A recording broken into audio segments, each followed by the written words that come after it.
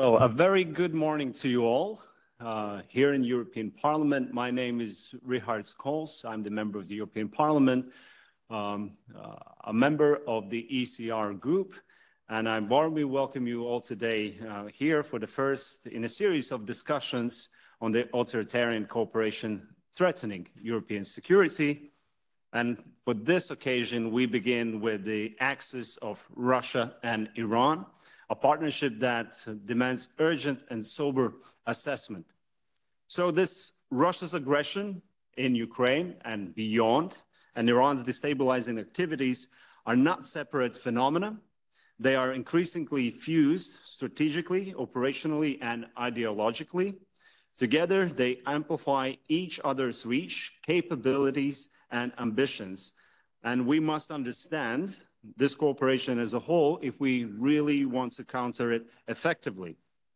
So for the scope of this threat, which ranges from the Baltic cyber networks to Ukrainian battlefields, from Israeli airspace to European energy grids, this axis challenges the security architecture we depend on. Their malign activities are not isolated attacks. They are parts of coordinated and evolving strategy.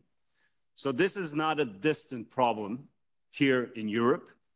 It strikes at the NATO's cohesion, at European democratic resilience, and at the political will needed to defend them. So this is only beginning. We will turn next to Russia-China axis later this year. And another critical pillar of the global authoritarian front that is gaining momentum as we see events unfold, be it in Europe, be it in Middle East, and be it in South China Sea as well. And we really need to understand the alignments of these, and requires more than the conversation and more than a perspective. So I hope you will leave today with more questions, questioning these alliances that for the past few years has really gaining momentum when the West is engaged in not very constructive cooperation, I would say, and especially in light of transatlantic bond that we're witnessing for the past 100 days has really shaken up the relationships in different formats and forms as well. So those are my introductory remarks for today's event. As I mentioned, the axis, and I put always right now additional term, axis of evil, are really gaining the momentum through strategic partnership. It's not anymore ad hoc cooperation where, national interest driven. It's a common effort to take down, I would say, the rules-based international order, at least that we have witnessed for the past 80 years. And today, we'll focus on Russia and Iran. And now I give the floor to our moderator for today's panel, Joris van Bladel, who is a senior fellow at the Egmont, Belgium Institute for International Affairs. He will be in charge of pushing our experts, and I have to say our lineup for the panel is really distinguished. We have expert on Ukraine, Russia, we have expert on Middle East, on Iran, and we have expert on the Western capabilities, the capabilities to deter these threats that are posed by autocratic regimes. With no further ado, please, Mr. Bladel, the floor is yours. Thank you, Mr. Kols. Thank you for the invitation, and it's a real pleasure to precede this panel. As you said, my name is Joris van Bladel. I'm a senior associate fellow at the Egmont Institute here in Brussels, and it's a real pleasure to welcome you today to this panel on the Russian-Iranian alignment and its threats to European interests and its specific security implications for the Baltics, Israel, and Ukraine. Over the past years, the deepening strategic partnership between Russia and Iran has profoundly reshaped the security environment surrounding Europe, its eastern neighbors, and key allies. The growing alignment poses multifaceted challenges from military cooperation and hybrid threats to destabilizing activities across different theaters. This morning, we are fortunate to have with us three distinguished experts. each bringing unique regional and thematic perspectives to help us better understand the nature of these challenges and their consequences for European security. We will first hear, and I present now the panelists, we first hear Mr. James Sherr, Honorary Fellow at the International Center for Defense and Security in Tallinn, and an Associate Fellow at Chatham House. He is a leading expert on Ukraine, Russia, and European security. Mr. Sherr has advised NATO and the UK on Ukraine for more than 2 decades. On my left, Dr. Sarah Masha Fainberg, Senior Researcher and Head of the Great Powers Research Program at the Elrum Center for Air and Space Studies at the University of Tel Aviv. Dr. Fainberg's expertise lies in Russian and Chinese influence in the Middle East, with prior strategic roles in Israel's Ministry of Defense and European Israeli initiatives. On the far right, there is Dr. Edward Hunter Christie. He is a Senior Research Fellow at the Finnish Institute of International Affairs and formerly a NATO official. He brings expertise in defense economics and transatlantic security with academic credentials spanning economics and military sciences. After their initial remarks, we will open the floor to a broader discussion among our panelists, followed by a Q&A session with you, the audience. And so without further delay, let me now invite our first speaker, Mr. James Sherr, to share his insights on Russian affairs.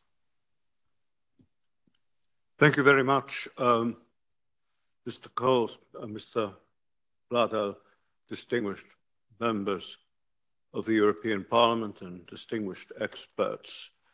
The Russia-Iran relationship today is a sobering example of how 2 countries and peoples who dislike one another and do not trust one another can nevertheless cooperate very effectively, rigorously, and in detail in advancing a deeply felt set of common interests. Having said that, let me focus on my core areas of expertise, which concern Russia and Europe. And in doing so, let me test your patience by focusing at least a third of my remarks on context. Context is everything. And if we're talking about context, history is almost everything. And unfortunately, one reason we have often been taken by surprise in this war is because whilst Putinology might be highly advanced in some quarters, knowledge of the wider context and history is far less impressive. What are the basic, what the Russians would call основные положения, the basic founding principles concerning Russia's outlook, not only towards Ukraine, but this wider environment and space, including all of Europe? First, for hundreds of years, Russians have acquired a habit and an ability to incorporate the history of other peoples they have been connected with into their own and into their own identity. I can simply recall one conspicuously liberal head of a Russian institute in the early 2000s who said to an audience of young Ukrainians and Moldovans, "Ukraine is part of my identity as a Russian." No sense of irony. I have sat in rooms in Kiev where very senior people have told Ukrainians who they are not, what they might do and what they might not do, and what courses are historically ruled out for them. Secondly, in Russia, as the biggest, most impressive, most lasting landed empire we've had in Europe, possibly the world, borders have always been a source of insecurity, both for them and for others, particularly given the paucity of natural frontiers, and this has always meant an emphasis on creating defense perimeters, client states, and spheres of influence, irrespective of the people who inhabit these particular spaces. And third point I would simply make is that Russia has, sometimes with apprehension, often with pride, defined itself in Europe as a civilizational other, but also exhibited what I would call an only child's syndrome, meaning needing and desiring autonomy and inclusion at the same time and insisting on a right to both. Now, the fundamental principles about Russia and Ukraine, they long predate Putin, although Ukraine has long been a private obsession of his, and I have witnessed it at work more than once. But the default Russian view of Ukraine has been that Ukraine is an extension of the Russian homeland. And since 1992, since Russia accepted Ukraine's and recognized Ukraine's juridical independence, its policy has directly and more or less explicitly, very explicitly, been aimed at making Russia the arbiter of what Ukraine's independence consists of, what it does not consist of, and how they are to be achieved. And this entire approach, very seriously formulated and backed and reinforced, has tended to fail again and again. And those failures on two key occasions led to war in 2014 and again an expansion of the war in 2022. That is the immediate background. Why does the Russian state leadership today, as of today, perceive that Russia is winning? And I would underscore that they do perceive they are winning. By the way, I missed making some fundamental points about Ukraine, but I might tack them on at the end. The good news for us, we need to bear in mind, is that never in Russian history has there been an example of Russia attacking a stronger power, a power it regards as stronger. Why don't they regard us as stronger? I assure you they don't. I was at a lunch with the head of a NATO intelligence service after 2014. He said to me, why are we so concerned our GDP is, I think at that time, 15, 20 times what theirs is. And I replied to him, wars are not won by GDP ratios. Wars are won, and the Russians understand this, by the conversion of national attributes into usable power. And national attributes, to a very large extent, includes what the Russians call the moral factor.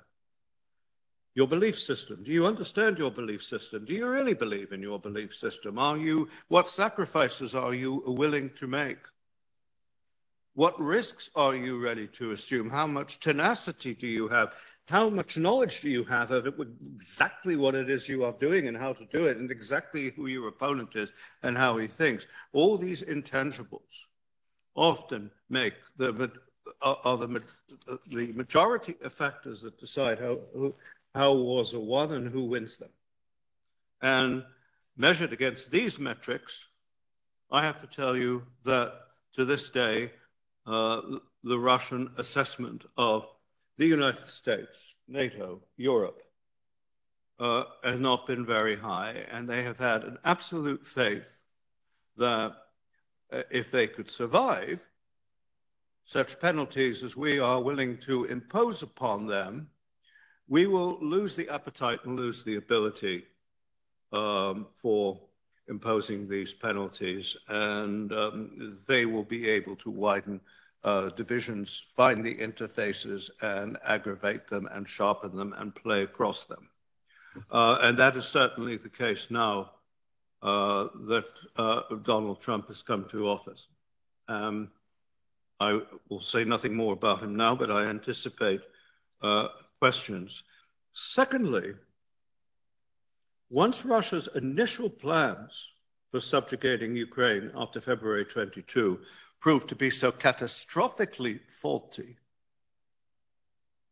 they did what Russians often do very well. They decided we have to reconsider everything. Certainly not the wisdom of what our objectives are, but how we are doing it.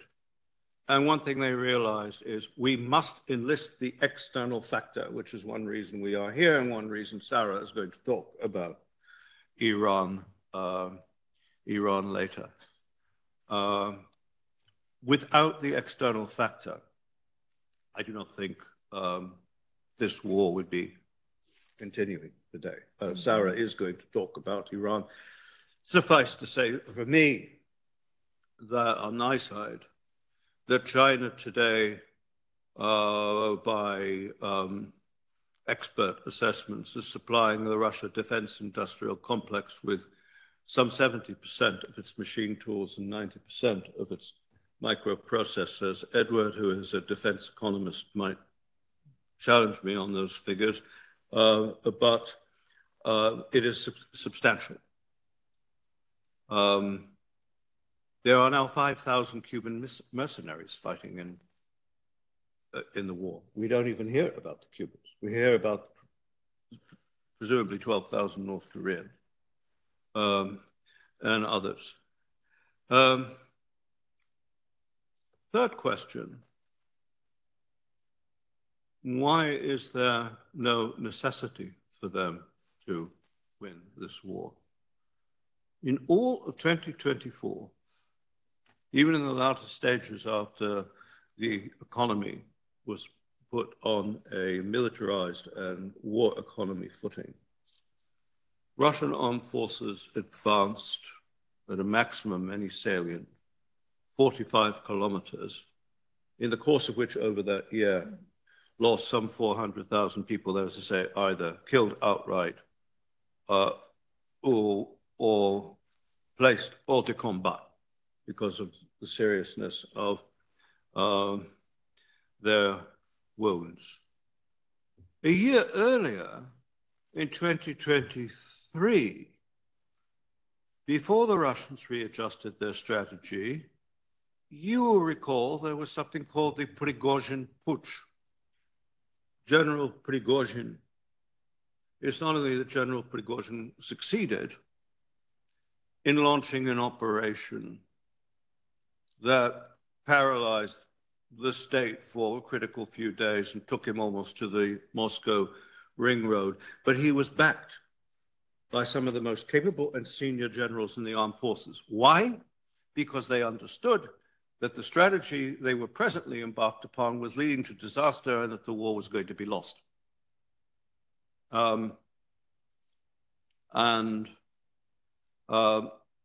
It makes it a very important point.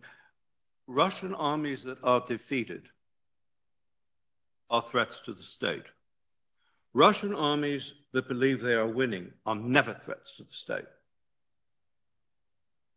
Russian citizens, Russian people, even before there were citizens, serfs, whoever, no matter how badly they are treated, no matter how many of them die, and no matter what the numbers are, they do not revolt if the state is in charge and the state is winning. The Soviet Union as a whole lost something between 20 and 27 million in the last war. That 27 million has given them a sense of pride. That made the victory seem all that much greater. That's the way it works in Russia. The greater the sacrifice we absorb, the more powerful we are in the end. This is a psychology. Now, we are at a position where we have a very favorably constructed dilemma that we are dealing with. We have it well within our means, without going to war ourselves, even now, and putting troops on the ground, of giving the state leadership a choice between either instituting general mobilization of the country, which they are absolutely loth to do because they see it as something that will threaten their internal stability and their own power, or reassessing their aims.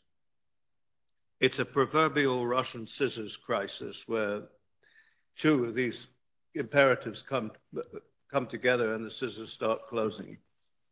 But our strategy is not focused on bringing those scissors together. It hasn't been all the time we have been supporting Ukraine. I promised, and I had neglected it before, in 90 seconds remaining, just to make a few points about Ukraine so that my points about Russia are not hovering in a vacuum. Of course, there are very important commonalities historical commonalities between Ukraine and Russia. Of course, there has been, over the centuries, a very intimate set of relationships that have been developed, some of them, in a positive sense, very strong. But the historical dynamics and the social consequences and political consequences of those dynamics, on balance, have been profoundly different.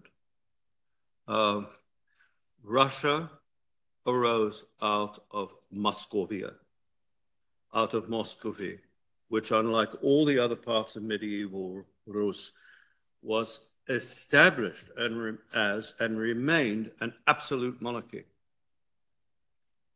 And as soon as the Mongol armies were contested, Russia launched a process of expansion which made it impossible to distinguish state and empire.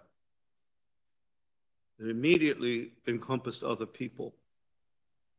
And nevertheless, by the beginning of the reign of Ivan IV, Ivan Grozny, the process of the gathering of Russian lands did not encroach even upon 1 square kilometer of the territory that we now call Ukraine, which had developed alongside different significant others.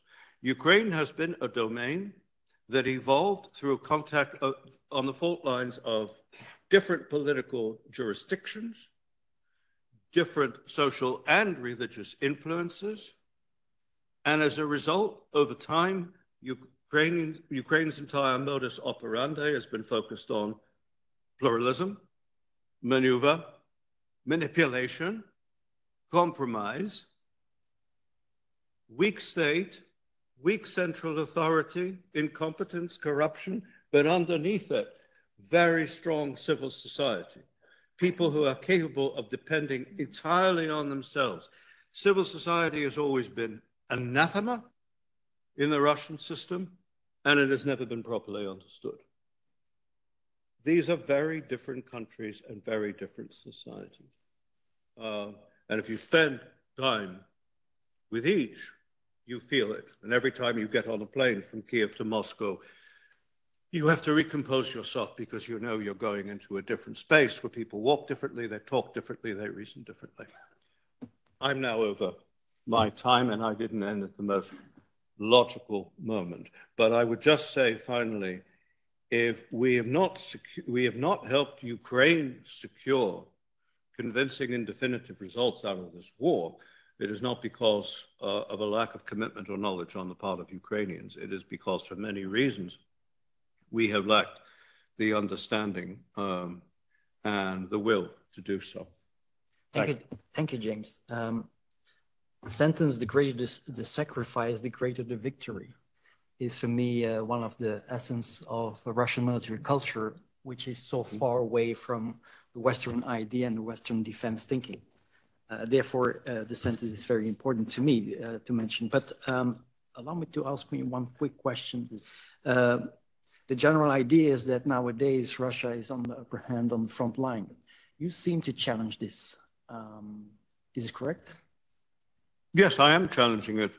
Today, 70% of The Russian servicemen who are killed on the front line are being killed by drones, missiles, other indirect remote-fired weapons. So the factors, the imbalances which are there to Ukraine's detriment, the manpower imbalances mainly, and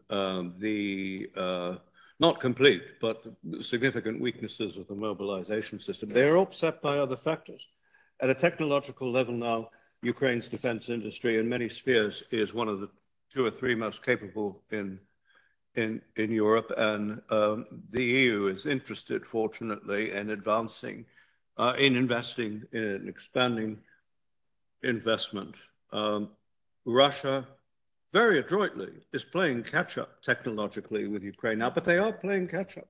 It's a follower, actually, in the innovation. Yes, in the innovation so you're dealing with this, with the economic and military consequences, again, of a society that works exceptionally well at the micro level. People are very comfortable taking the initiative. They're not comfortable working for others, but they'll do it themselves, where they even have, you can't get central supplies of basic things. You order them on the internet because there are all sorts of Ukrainian private companies like mushrooms that spread up and produce warm socks and food when you need, all the rest of it. Thank you. Okay. Thank you. Sorry, very partial answer. Thank you. Let us now continue with Dr. Sarah Fainberg, please. Honorable members of Parliament, Honorable Rihards Kols, distinguished colleagues, today Europe doesn't confront 2 isolated threats. It faces an interconnected, intertwined, and globalized front, the accelerating convergence of Moscow and Tehran.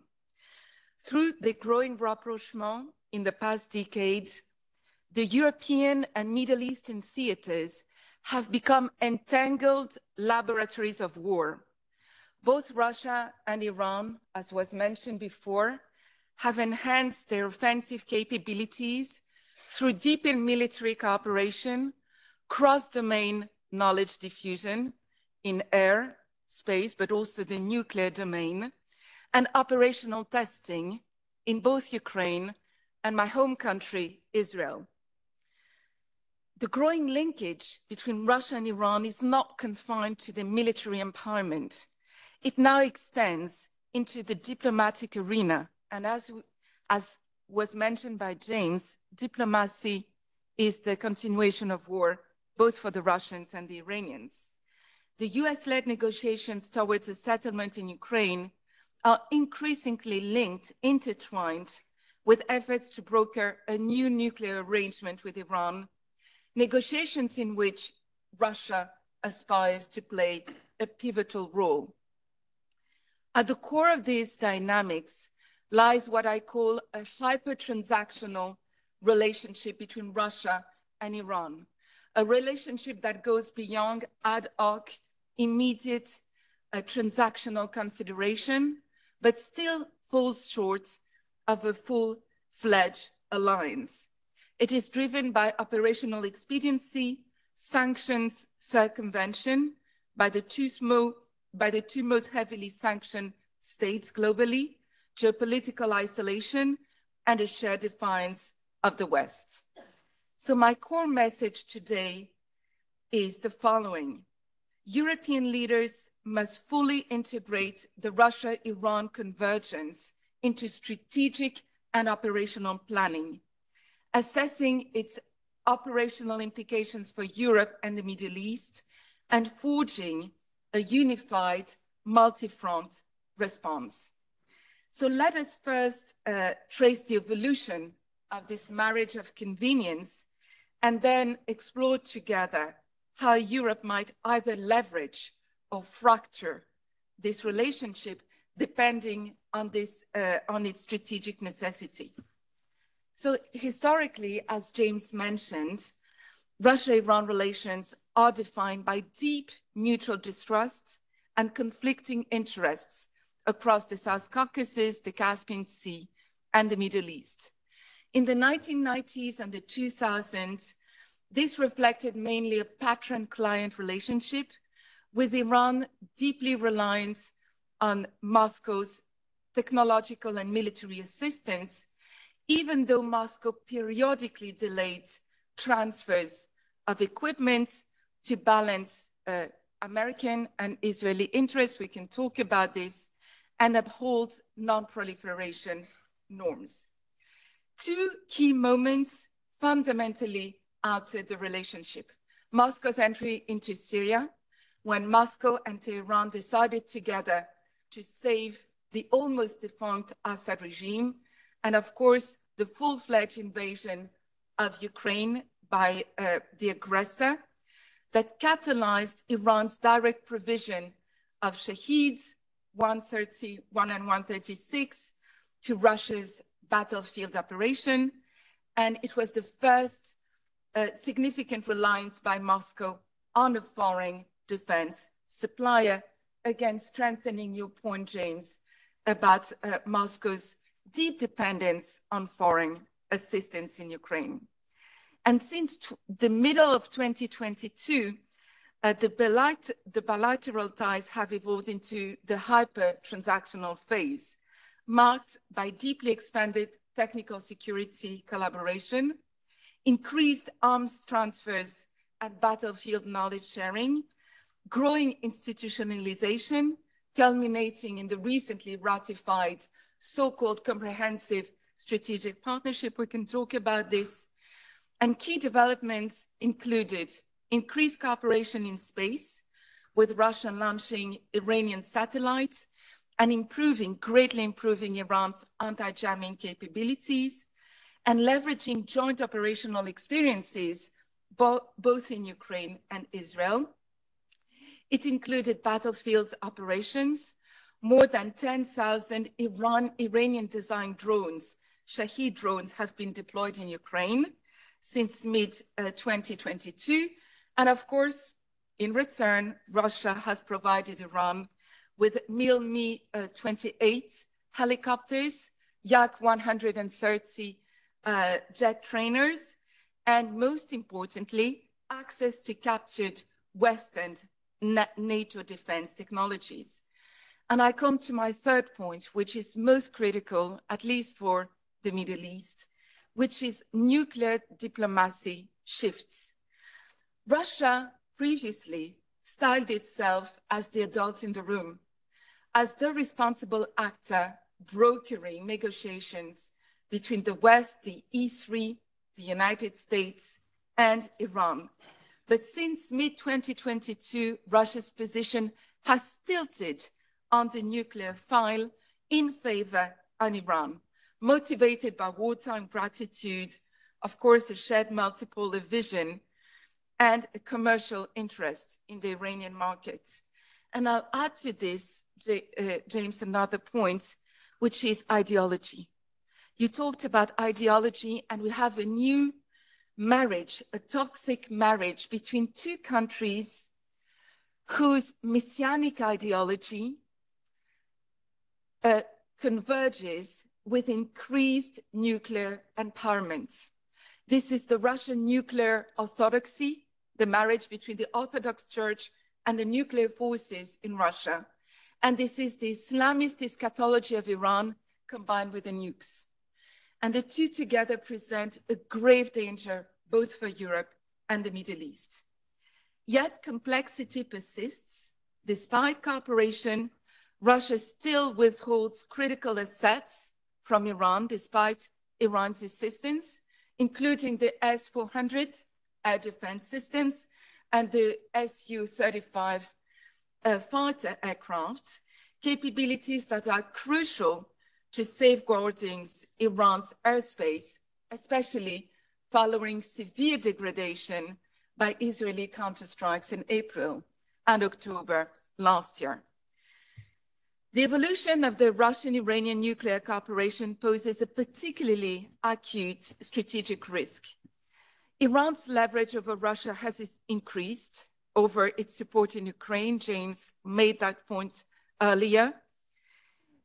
though this alignment could shift depending on the results of Trump's negotiation, both on the Ukrainian track and in the Middle Eastern track. Also, while Russia, at least at a declarative level, remains committed to the non-proliferation norms, it may benefit strategically from Iran maintaining a nuclear threshold posture. It exacerbates regional and global uncertainty, and this is a disorder that Russia is leveraging in front of the United States. Specific risks include, of course, diplomatic cover for Iran, but most importantly, potential informal support for Iran's nuclear weapons development through informal scientific and technological exchange. And here the devil is in the detail.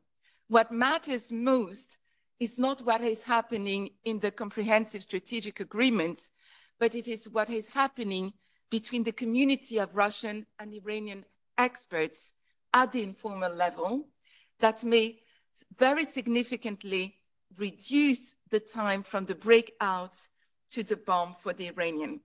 Of course, the other problem is the transfer of dual-use technologies that are critical to the enrichment cycle and the spent fuel reprocessing and really catalyze the weaponization process. Other risks include Russia's potential assistance in nuclear reactor design and expanded nuclear technical training. And of course, but this is a less likely possibility, Russia leasing or transferring nuclear-powered submarines to Iran, replicating earlier Russia-India models. However, constraints remain in that relationship in the nuclear cooperation. First, it is my assessment that Russia will do everything to safeguard its technological superiority and will be reluctant to transfer critical know-how to Iran. And Iran, for its part, and this is part of the ideology of Khomeini, will avoid over-dependence on Russia and on China, for that matter, and will do everything to preserve operational secrecy around its most sensitive nuclear advancements.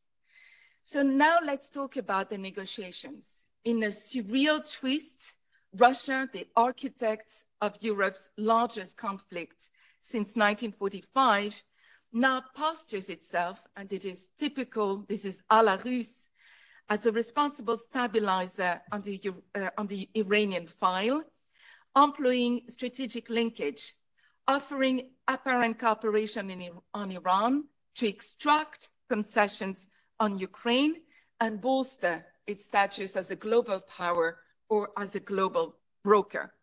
But the main question, my friends, is to understand whether Russia can deliver on the Iranian file. And my assessment is that it is fooling the United States, it is fooling Europe, and Russia cannot deliver on the Iranian file, despite its ambition to do so.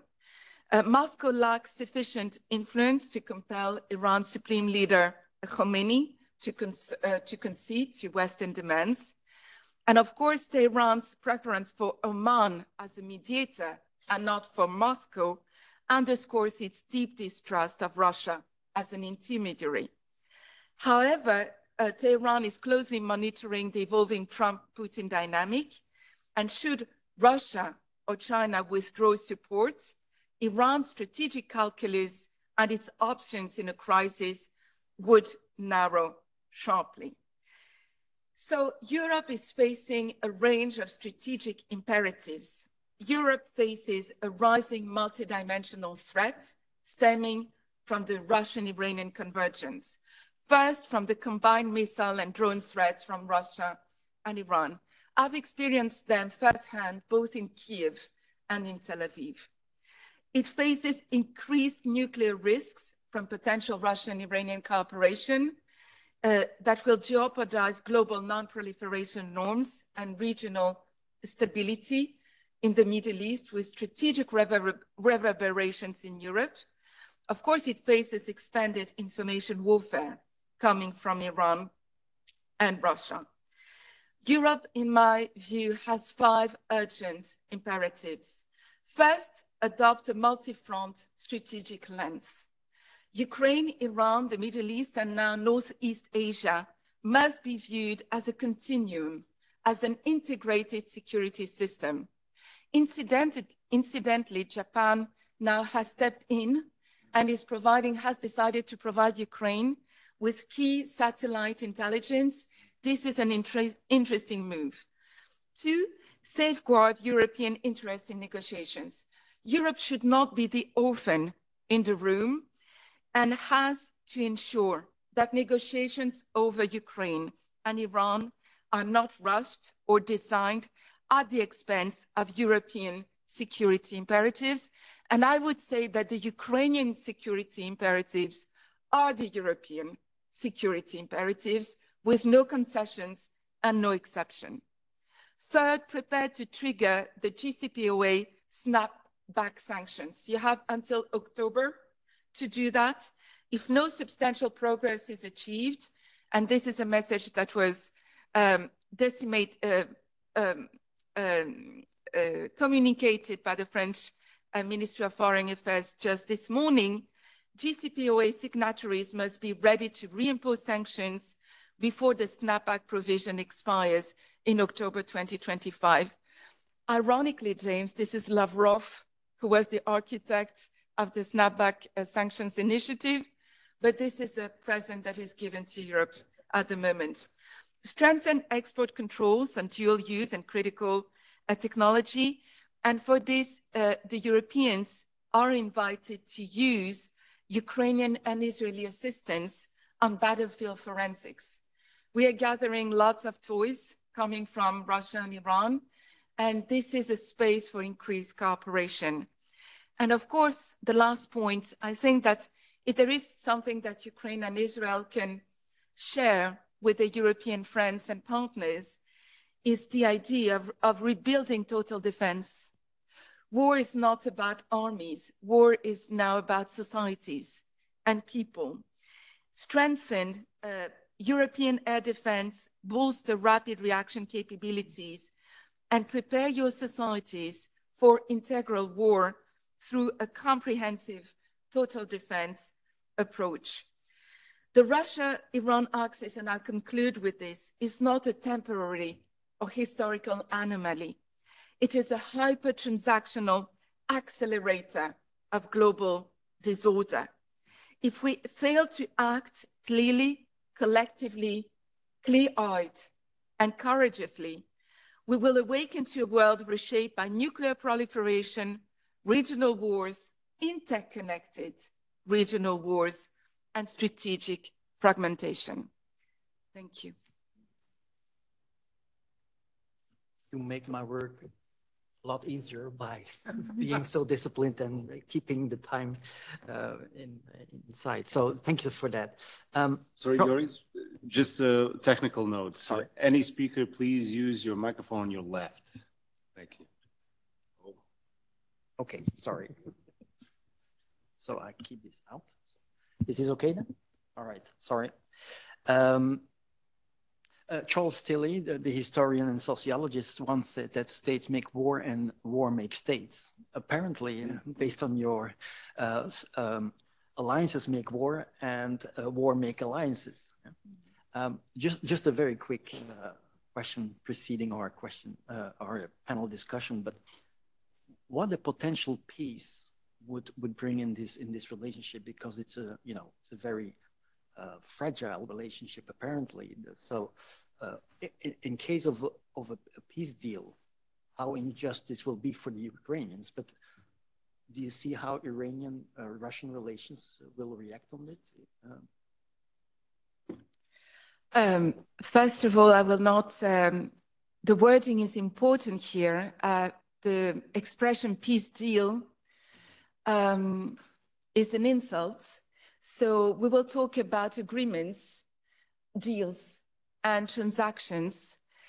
The Russian-Iranian alignment has been historically, in the past 2 decades, a factor of two relationships, the Russian-American relationship and the Iranian-American relationship. And now we are in a strange dynamics in which the Russians are trying to decompartmentalize or decouple the normalization process with the United States with the negotiations over Ukraine, conceding as little concessions as possible.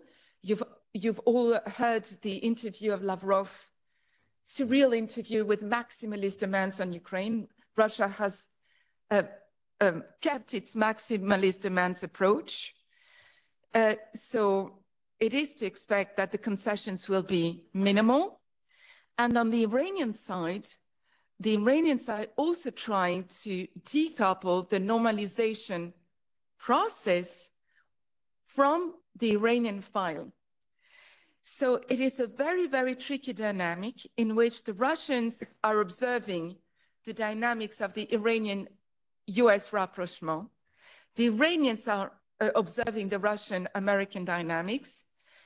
Every party is afraid that the other will have the cake and eat it too, earlier than the other.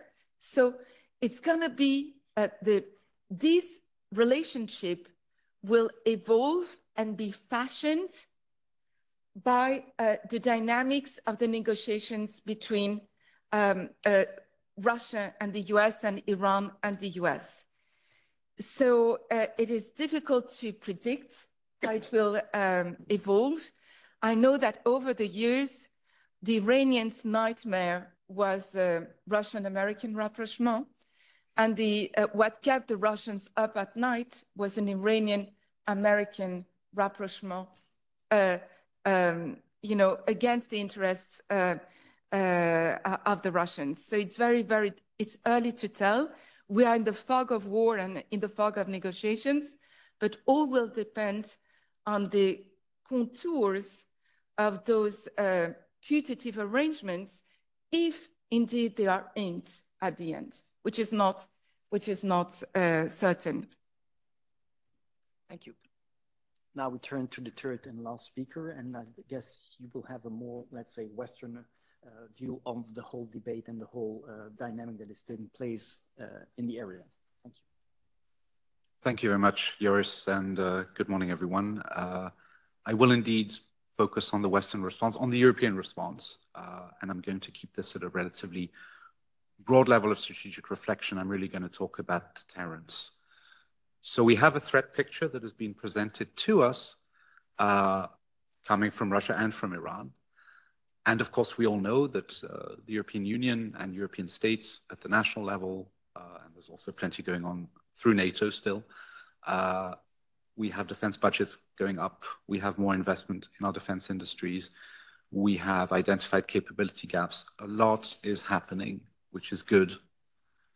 But I believe we have to talk about deterrence in somewhat more detail, but also from almost an emotional and political perspective. So that will be my approach. So deterrence is often, traditionally, analyzed according to the so-called 3 C's, so 3 times the letter C: capability, credibility, and communication.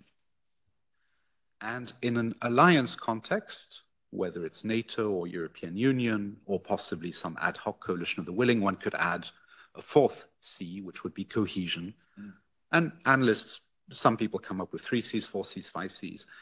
Lots of good publications on this, but I'll focus on those 4, or I suggest to the audience to reflect on those 4.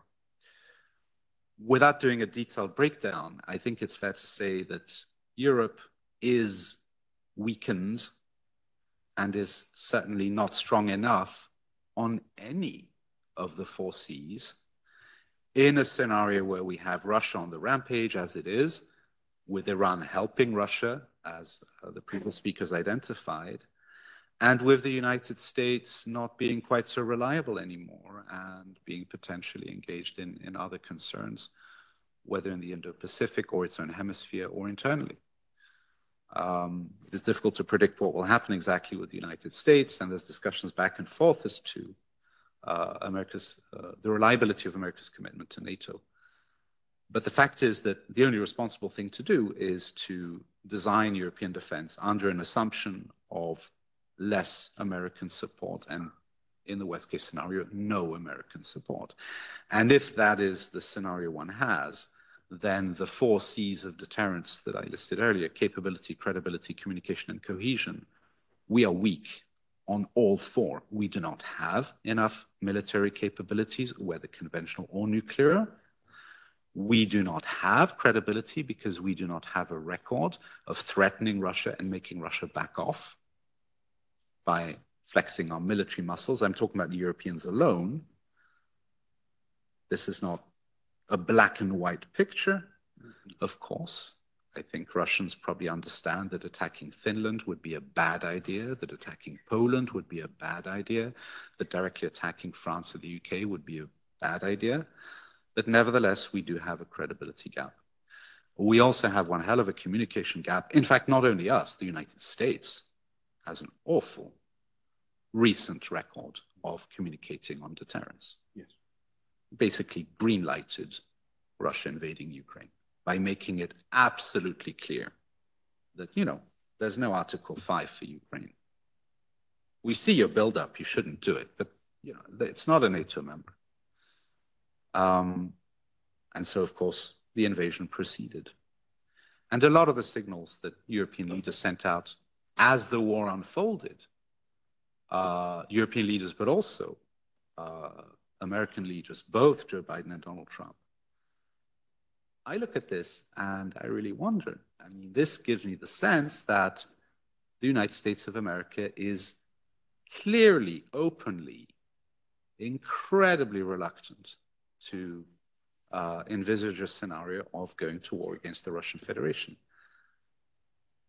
Now, intuitively, you might say, well, that's good. I mean, who wants massive great power war, a direct large-scale war between the United States and Russia? But the fact is, the security of Europe was based on the assumption that the United States would have the commitment, the credibility, the courage to take those enormous risks for us and for itself. So we are weaker on all of those dimensions.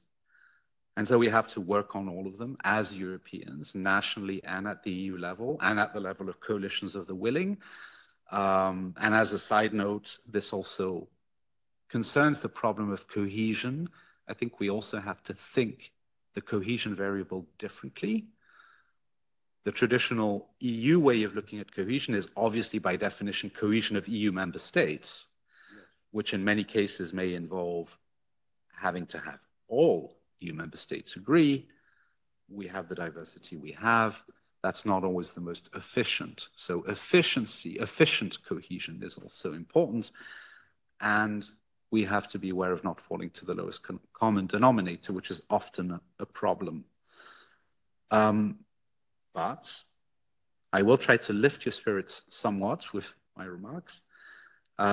We do have a fantastic power potential. We have 440 million people. We have a GDP of almost, what is it, 19 to 20 trillion euros or dollars. It's about 10 times the GDP of Russia. But as James rightly said earlier, you don't win a war based on GDP alone. You have to transform your GDP and population into effective capabilities and credibility and cohesion and everything else. You need to have that transformation into military power and resolve matters a great deal in that context. So I do want to talk at an emotional level for a moment, but also introducing another concept, which is part of the typical deterrence discussion. And that is deterrence, what's called deterrence by punishment versus deterrence by denial. If you look at the white paper of the European Commission, the REARM, which had to be renamed Readiness 2030, the word deterrence appears in the document many times, I think 11 times or something. The specific expression deterrence by denial does not, deterrence by punishment does not appear, and I believe the other one doesn't appear either. So it's just deterrence, yes, this will be good for deterrence and this and that. But effectively, the document is a mix of the two, but mostly the way I read it, it's mostly deterrence by denial rather than deterrence by punishment. Well, that's kind of interesting because, I mean, with 440 million people and a 20 trillion GDP, shouldn't we be powerful enough to do deterrence by punishment and frighten and intimidate potential enemies like Russia and Iran? We should have that power. There's no reason why we, Europe, do not have that power. So then the question is, well, you know, why do we not have that? And I think here there's maybe an almost cultural issue at play, a matter of political culture, a matter of European history, a matter of history of the European project. We have to think about those things, but what I want to do here is also to appeal to the emotional level. And I'll put it like this in stark terms. Do we want any one of our towns or cities in this union to undergo what happened to Mariupol? Now, if you're patriotic for this union, your answer must be a resounding no. And I'm sure that everyone in this chamber agrees with that.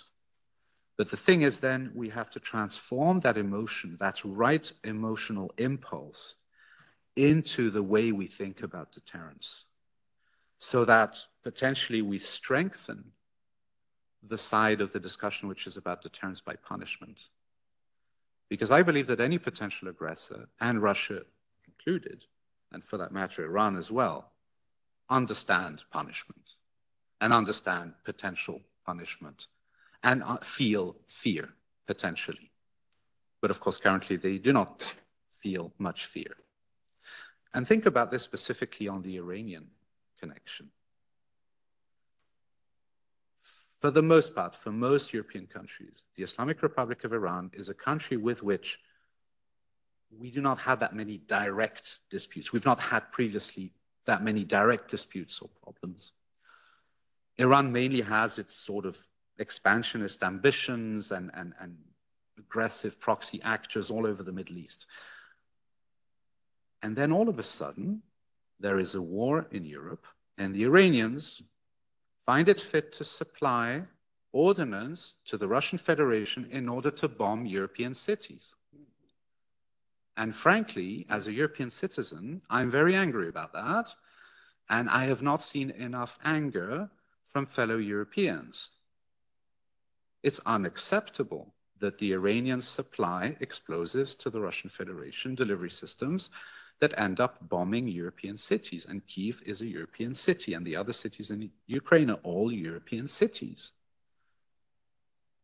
We should have responded to Iran in a much stronger way.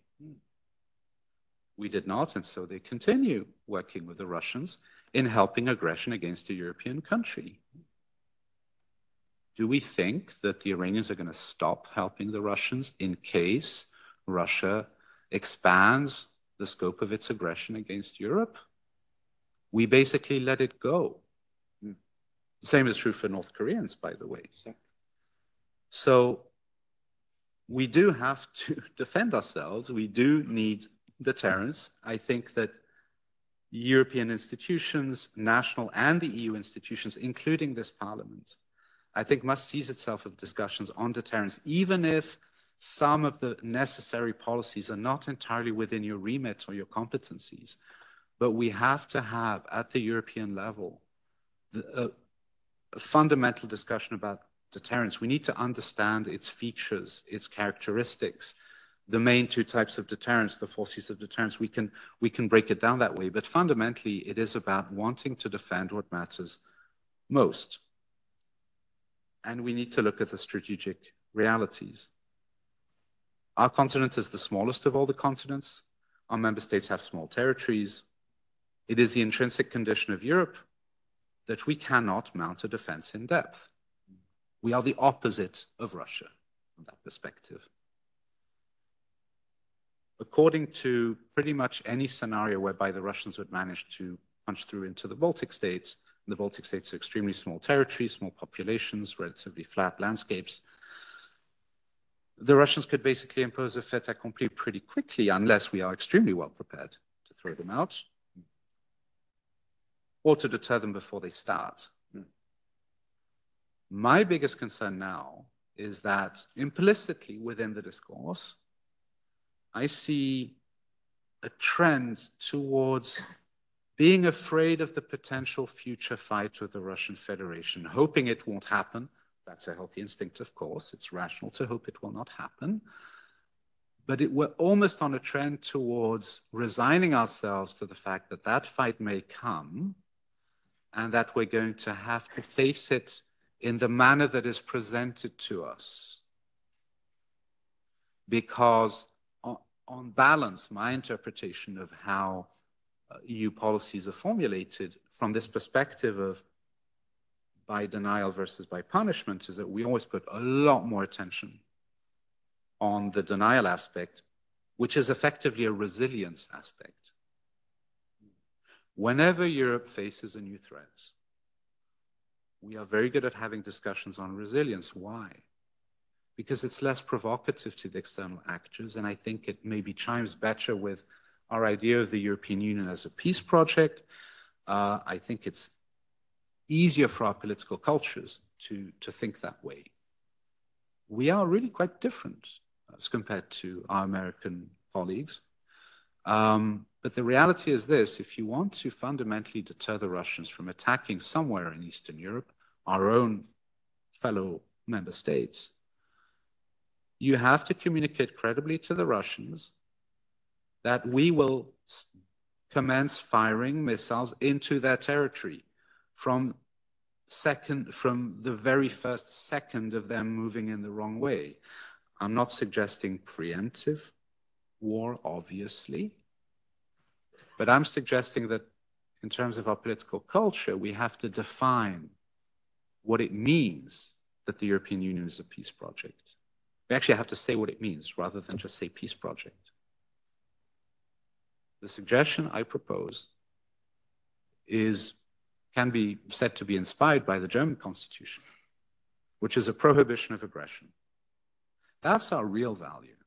That's our real value. Think about it. Since 1945. We don't do aggression. We fundamentally believe that aggression is wrong. And the most shocking thing about Russia's attack against Ukraine is that it is the crime of aggression in its purest form. And it shocks our citizens, it shocks our societies, it shocks our governments. If you look at skepticism in Europe towards the United States, what was the moment, apart from now, which is maybe more on the atmospherics partly, but what was the relatively recent historical moment where we felt the least comfortable with our American colleagues? It was the Iraq invasion in 2003, which one could argue back and forth whether it was aggression. It was on the limit, certainly. Not as much as Russia invading Ukraine. Obviously, the cases are very different. But you could say that it was a war of choice at minimum. And it's not really the European way to do a war of choice. But fundamentally, we can uphold the idea that we will never commit aggression, and yet we will do everything to protect our territories, our citizens, our cities, every square inch. But in order to be able to do that, we need to rethink deterrence at the fundamental level.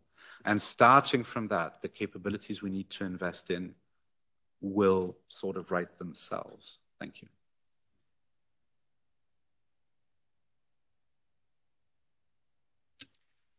Thank you, Edward. Am I right when you defined, deterrence with the 4 C's, that you emphasized a lot credibility? That credibility is one of the main factors in these 4 C's. If there is obviously not a hierarchy in these 4 C's, but I have the impression, based on what you said, that credibility is actually you want to emphasize today. Is this correct? I really emphasize all of them because it's an all of the above problem. But credibility is obviously connected. It's connected also with cohesion. If we see cohesion failing, then that may harm credibility. If we do not have sufficient capabilities, then credibility is harder to communicate. If you communicate badly, then credibility suffers.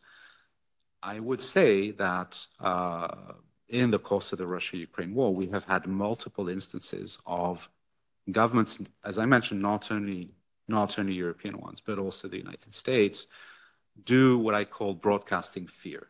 And Biden did it repeatedly. It was so obvious that he was afraid. And that we cannot have. That's bad communication. And that also affects credibility, of course. Proud of being.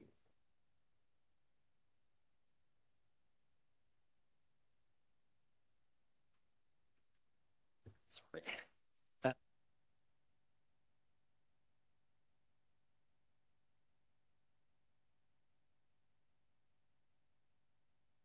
Or shall we continue? No, it's just very, very briefly, since in the room, and I don't know who's remotely following, but yes, I use the left and I'm using the right microphone.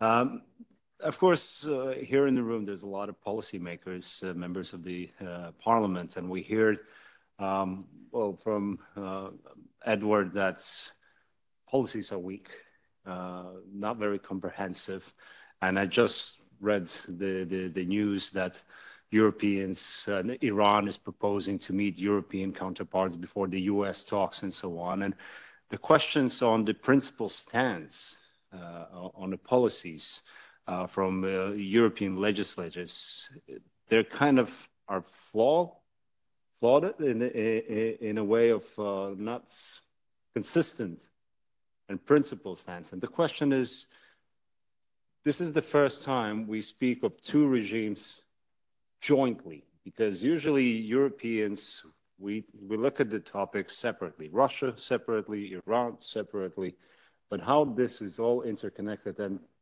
I understand right now it's going to be, discussion among the experts to really identify what are those weak spots that we're having. Even here in European Parliament, we have numerous resolutions adopted, pushing for executive branches to adopt either the EU Council or the Commission, for example, designating IRGC as a terrorist entity, designating Wagner Group as a terrorist organization. Nothing of that happens. And what does that tell about EU policymakers?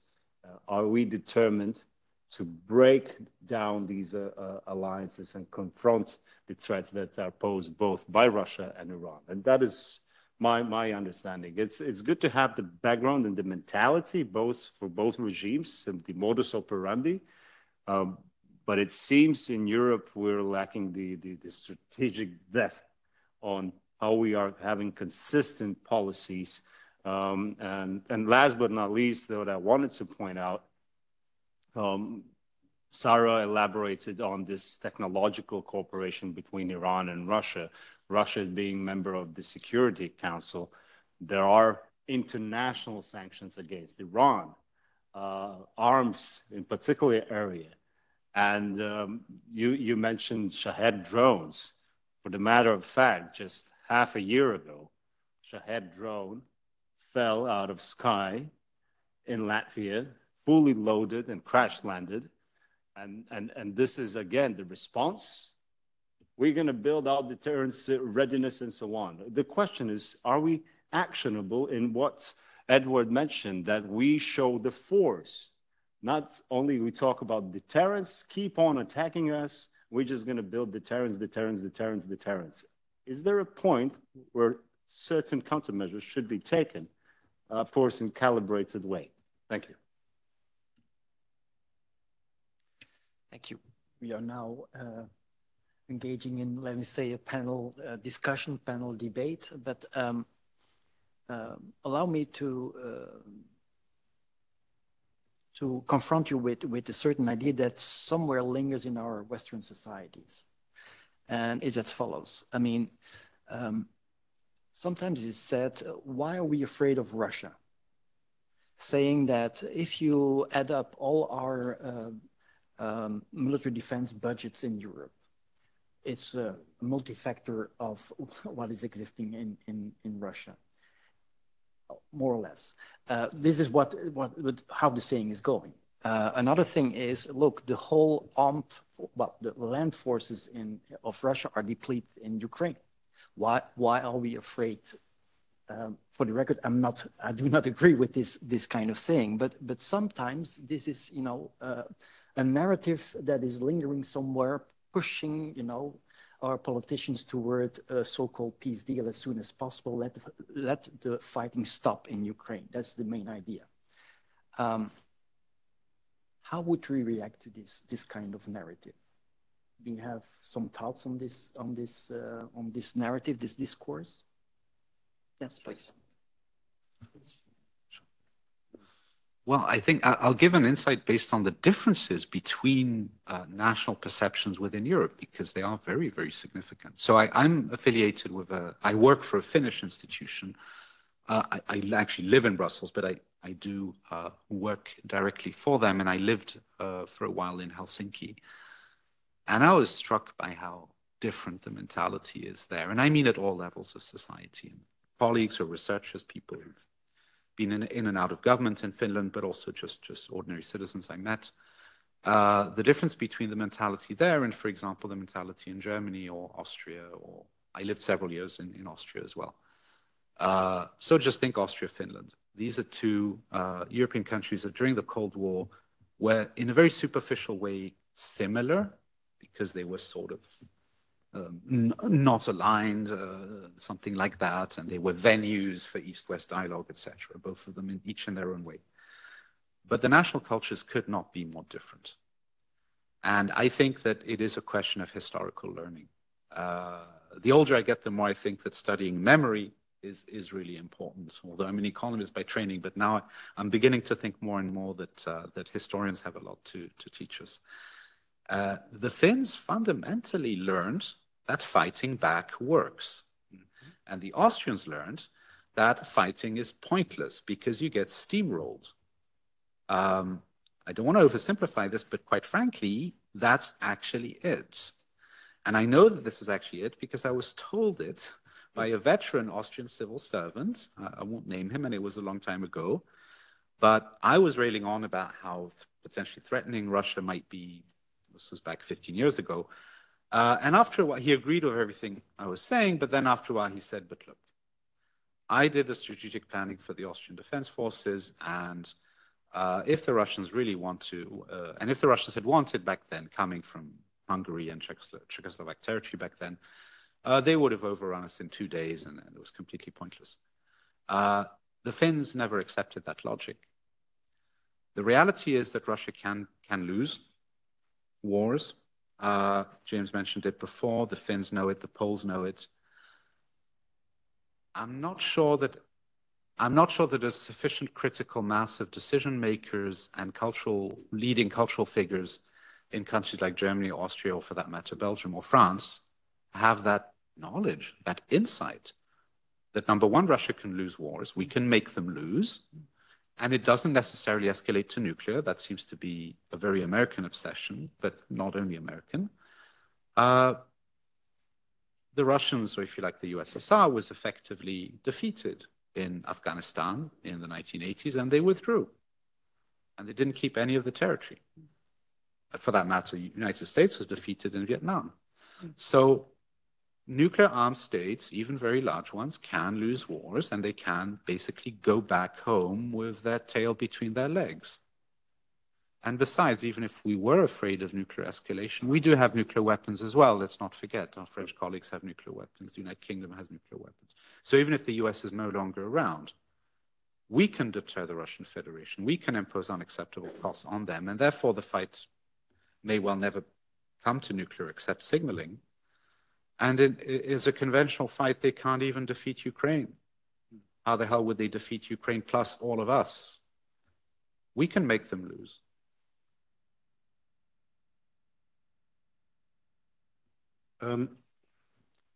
I think there is a lot of self-deception in the comment you referred to, that we worry too much about Russia and its strengths, and they're really not going to be ready or capable of waging a war against Europe for some incalculable period of time. Because it is often those very people who are the most reluctant to have Ukraine press its own military advantages when they exist, to have Western weapon systems deployed as they were meant to strike targets they're meant to engage. And so you have to ask yourself, why does this apparent contradiction exist? And I think it's because many people who make the kind of statement you quoted are trying to reassure themselves in order not to take any risks in the current fight with Russia. In 2022, a very prominent Russian state intellectual, who is, I'm sure, known to a number of people in this room, I've known him myself for, I don't know, 35 years, Dmitry Trinin, wrote an article entitled Fear in Geopolitics, the importance of fear in geopolitics. Fear works, he said. Now, coming back to Edward's discussion earlier, and he centered the discussion about deterrence around punishment and denial. The Russian focus in thinking about deterrence is on intimidation and fear. In fact, what we tend to call hybrid war and think of as something below the threshold of kinetic war and overt armed conflict is in the Russian taxonomy much closer to being a form of deterrence, a preventive form of deterrence by making the adversary afraid.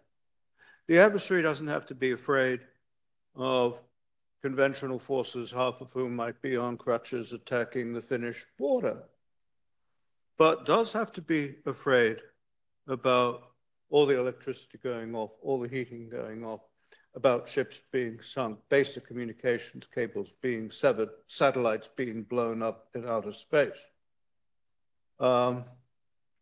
This is part of deterrence too, creating all of this.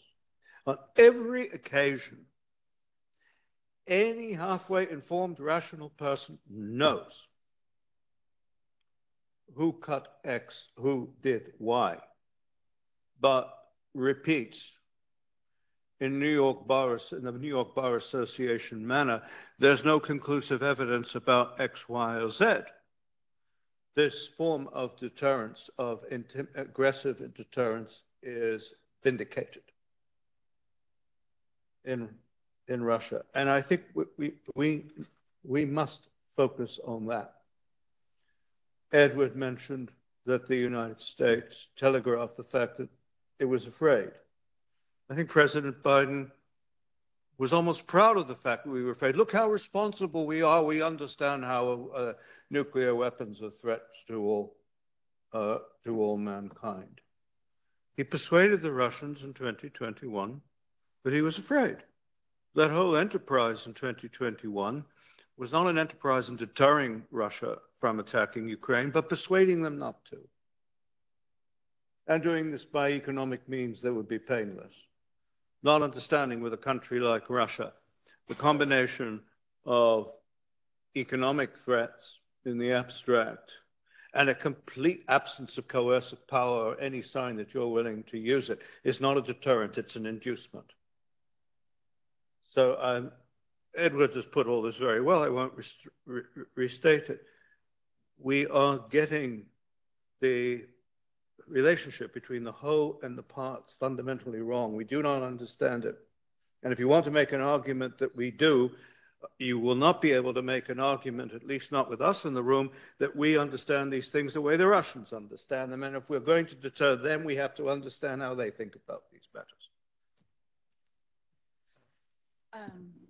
I'd like to follow up on those very clear remarks. It is clear from what Edward and James have just said that Russia has indeed won the information warfare.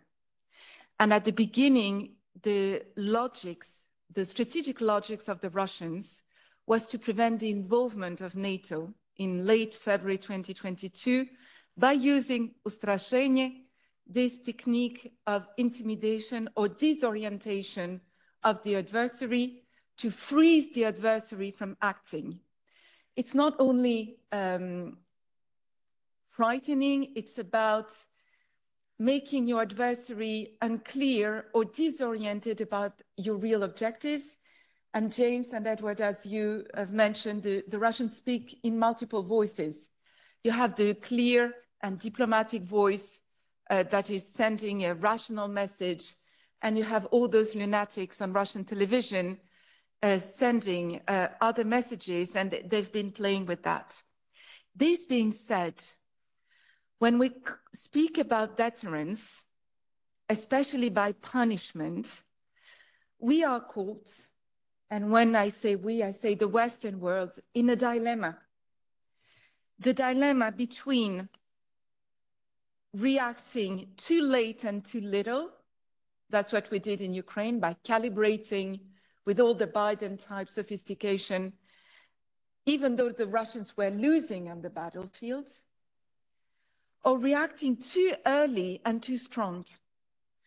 Because if we act too early and too strong, we might reach what's called the culminating point of deterrence, when the show of force is becoming counterproductive and is taking you into a spiral that you don't want it, that you want to avoid. And this is a dynamics that, for example, Israel and Iran have experienced over the past year. What are you striking? Which scope? What is the target? And what is the intended result? And this is an extremely tricky dynamics for the Western military, especially when you are confronted with states and societies whose basis is the idea of a permanent war. No threshold, no border between a time of peace and a time of war. This is an integral, continuous war with your adversary. And this is, I think, if we want to refine our conversation, deterrence by punishment, yes, but how? What is the target? What is the scope? What is the intended result? For example, in the Russian and the Iranian case, we have a shift from a balance between conventional and nuclear forces to an over-nuclearization of the military, of the rhetorics, of the capacity building, and of the deterrence. And this is an equilibrium that we need to keep in mind in order to apply smart power. And this is a conversation I would love to hear you, James, and Edward about the equilibrium of forces and the culminating point of deterrence. The Russians have learned a lot during this war. The Russians and the Iranians are learning powers. I think our rhythm of learning is slower. And one thing they learned about this war is strategic communication, and the Russians have established a new unit in the general staff, which is the unit of interpreting of strategic signaling. How the signals are being interpreted and understood within your adversary system. And I think that along the application of force, we should devote thinking about how the application of force will be interpreted and understood by and processed by our adversaries.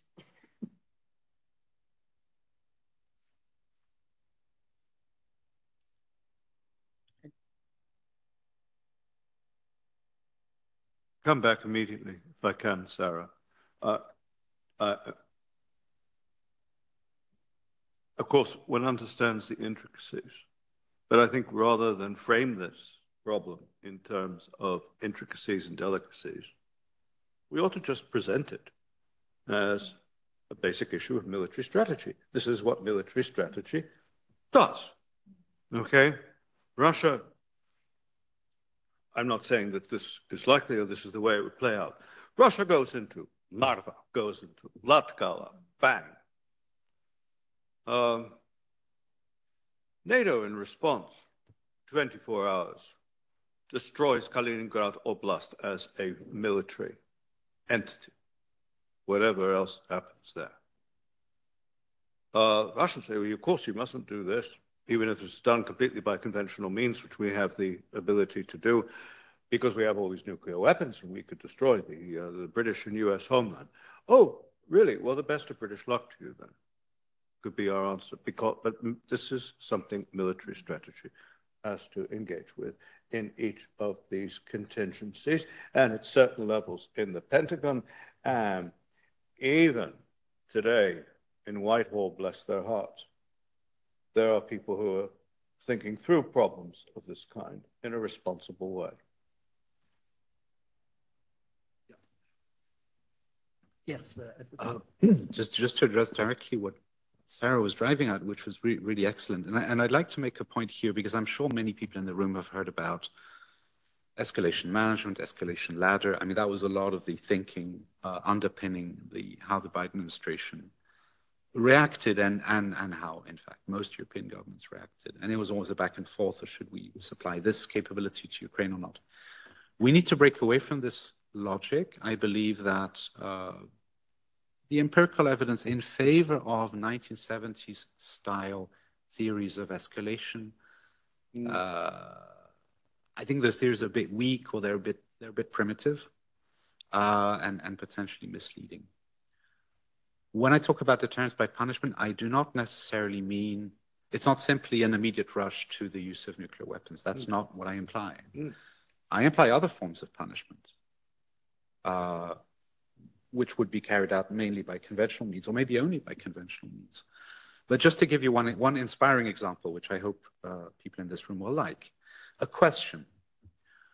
Do you think that the Russian Federation should have a navy? Personally, I'd rather they didn't have one at all, and certainly not on the western side of the Russian Federation. Ideally, I would like them to not be in the Baltic Sea, because I have many friends in the littoral states to the Baltic Sea, and I would also rather not have them in the Black Sea or the Mediterranean or the North Sea or the North Atlantic. The fact is, these are our seas, and we need to protect ourselves, to defend ourselves. And here the Ukrainians have really led by example. I mean, they pretty much sent the Black Sea back to Novorossiysk using drones. And some European countries helped them a little bit with those drones, but the Ukrainians did a lot themselves. We can do this. And the Russian Navy is pretty vulnerable in the Baltic Sea, potentially. Sorry. We can have long-range coastal defenses on the Gulf of Finland, between Estonia and Finland, also between between Denmark and Sweden. I mean, there's some pinch points here that can be exploited. Of course, we have pretty good naval assets as well. We can and should build more. And I mean, just think about it. Remember what happened just before the full-scale invasion started. Russia mounted a naval blockade against Ukraine. I'm sure maybe some people have forgotten now, but that was what was happening in the run-up to the war. One of the things that was happening. I mean, to be clear, we should never allow Russia to do that against any European country ever again. They tried to do that, we sink the lot of them. But here's my point about punishment. I think that we could develop sufficient capabilities which would be such that we could signal in advance to the Russian Federation that should they launch a wider war against that would involve EU member states, that in that case we would take the view that they should never have a navy again. We will destroy their navy, and we will prohibit the Russian Federation from having a navy, like as an open-ended commitment, as an imposition, as a punishment, a strategic punishment. Why that idea? Well, because even though Russia is, of course, traditionally a land power, they do need, just like any other ambitious great power, they do want to project force, they do want to sail around, they do want to go to their base in Syria, etc., etc. So if we demolish their navy and basically take control of their maritime trade to be overseen by us, this would be a unilateral imposition. but we would have good cause to do so. And this is something we would have probably the capabilities to do that, and we could credibly threaten them. At least materially, it could be credible. And we could make common cause with the Ukrainians, of course, in trying to achieve that outcome. So that's one idea of deterrence by punishment, sort of a bit out of the box. If I may follow up on your points, Edward and James, when we think about in terms of deterrence by punishment, there is a key element that we've learned the hard way during the wars in Ukraine, but also in Israel, which is the element of masses. Because if I'm not mistaken, according to the assessment, for example, of the French Ministry of Defense, France would be able to sustain a high-intensity war with Russia no more than 2 weeks, because we are lacking the arsenal, we are lacking the masses in terms of human resources, artillery, tanks, air defense, an economy.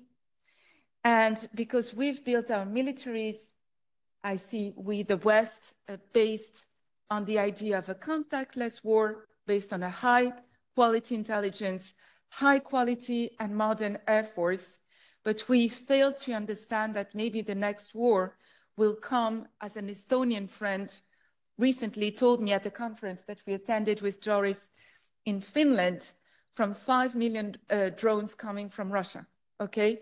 From very low quality masses that can freeze and paralyze a country. So before we come up with a very sophisticated military strategy, we have to make sure that our arsenal is quantitatively calibrated to sustain the kind of response that we will suffer from our adversary. And as James mentioned, they know that soft points. They know that the soft belly, that the truth of the matter is that European societies are not willing and not able to sustain and experience a long-term protracted war. And I would make the argument that the reason why Ukraine and my home country, Israel, made it through somehow is not only because of their own militaries and outside support, is because they are built on societies that have experienced extermination and that have developed very strong grassroots autonomous capacity. At the beginning of the invasion of Ukraine, as my Ukrainian friends told me in Kiev, Kiev would have fallen without this human life line of defense of Ukrainian civilians. In the Western Negev, Israel might have fallen without the heroic human life line of defense of young boys and women who were defending the country. And this is a capacity. It's not about masses. It's about education. It's about human force and intelligence that need to be reshaped in Western societies to confront and deal with the kind of protracted, long-term, high-intensity wars that Russia and Iran and the axis of evil want to engage and launch against us. Yes, I briefly just wanted to come in on this. Edward mentioned, abolishing the Russian Navy. Well, we speak now on the conventional means, but unconventional means. Russia has this scrap fleet, shadow fleet. They have developed these capabilities that spreads the fear, the instability. Look, for the past year and a half, dozen of cables severed in the Baltic Sea, somewhat as well China involved. And this is where maybe from the point of view of Israel, maybe I will not be popular, but mentioning the pager operation, that sent a clear message to Iranian proxies and whatever, that you can actually penetrate deep into their ranks and so on and paralyze any operation. So is there any capabilities, unconventional that actually the West can put to action? Thank you. James? Can I provide, if Sarah will allow me, an Israeli example that answers that question? I'm sure she will remember what was called, I think it was in 2009, the Arctic Sea Affair, which was the beginning of something that lasted until shortly before the Hamas attack on Israel, which was the very specific, very tough Netanyahu-Putin relationship. The Israelis understood perfectly well, as did US intelligence, that Russia was helping Iran evade sanctions. The Israelis had concrete knowledge of exactly what equipment and hardware was on a particular ship proceeding from the Baltic to Iranian ports. And guess what they did? In the high seas, the Israelis sent a small boat with commandos, seized the ship. The Russians knew it. What was the Russian response? It was not thinking, oh my God, we have lots and lots of nuclear weapons and we can do X and Y. No, of course not. It was panic. Netanyahu then discreetly contacted Putin in Sochi. He said, I have some interesting documents and photographs for you, and he was invited to Sochi immediately, and suddenly the relationship changed. This was force that was intelligently calibrated with premeditation. That is what one does. The fundamental here in all these areas that we are discussing is that force must be used as a tool of policy if it is to have any utility at all. The fact that Russia has bastions of largely invulnerable SSBNs, strategic submarine,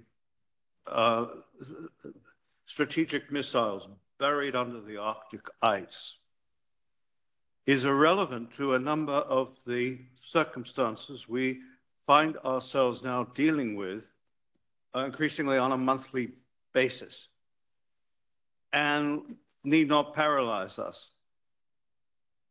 We have to be able to think in very specific terms. Now that is basic.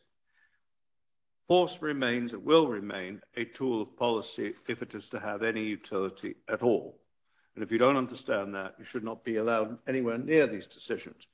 But therefore, what is urgently needed is that those people in Europe and in Ukraine, incidentally, who have strategic competence, come together and convene two discussions that are related.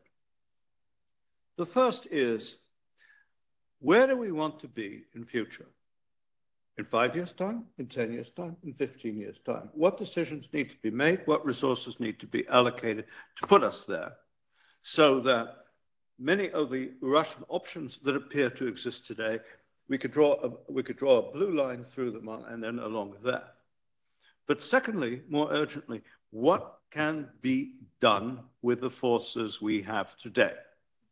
Emmanuel Macron today is the only European leader who says he is willing to put troops on the ground in Ukraine in a deterrence role without a US guarantee and without Russia's consent. Keir Starmer doesn't like saying it, but he is absolutely unwilling to put them there without a US guarantee and without Russian consent. Okay, but still one has to go through the exercise. President Macron, do you have an answer? What happens if those Russian forces are attacked, if those French forces are attacked? Now, he has part of an answer already, because it's understood that their purpose will be to act as a backstop to Ukrainian forces so that they could do more and we will help them do more. And therefore, there's no scenario under which we will be attacking Russian forces. But there might be scenarios in which Russian forces would be attacking us. What is our response? Part of the reason we need to convene that first group to discuss what can we do with capabilities today is to be able to answer that question. Maybe at national level in France, They already have an answer to that question. I hope so.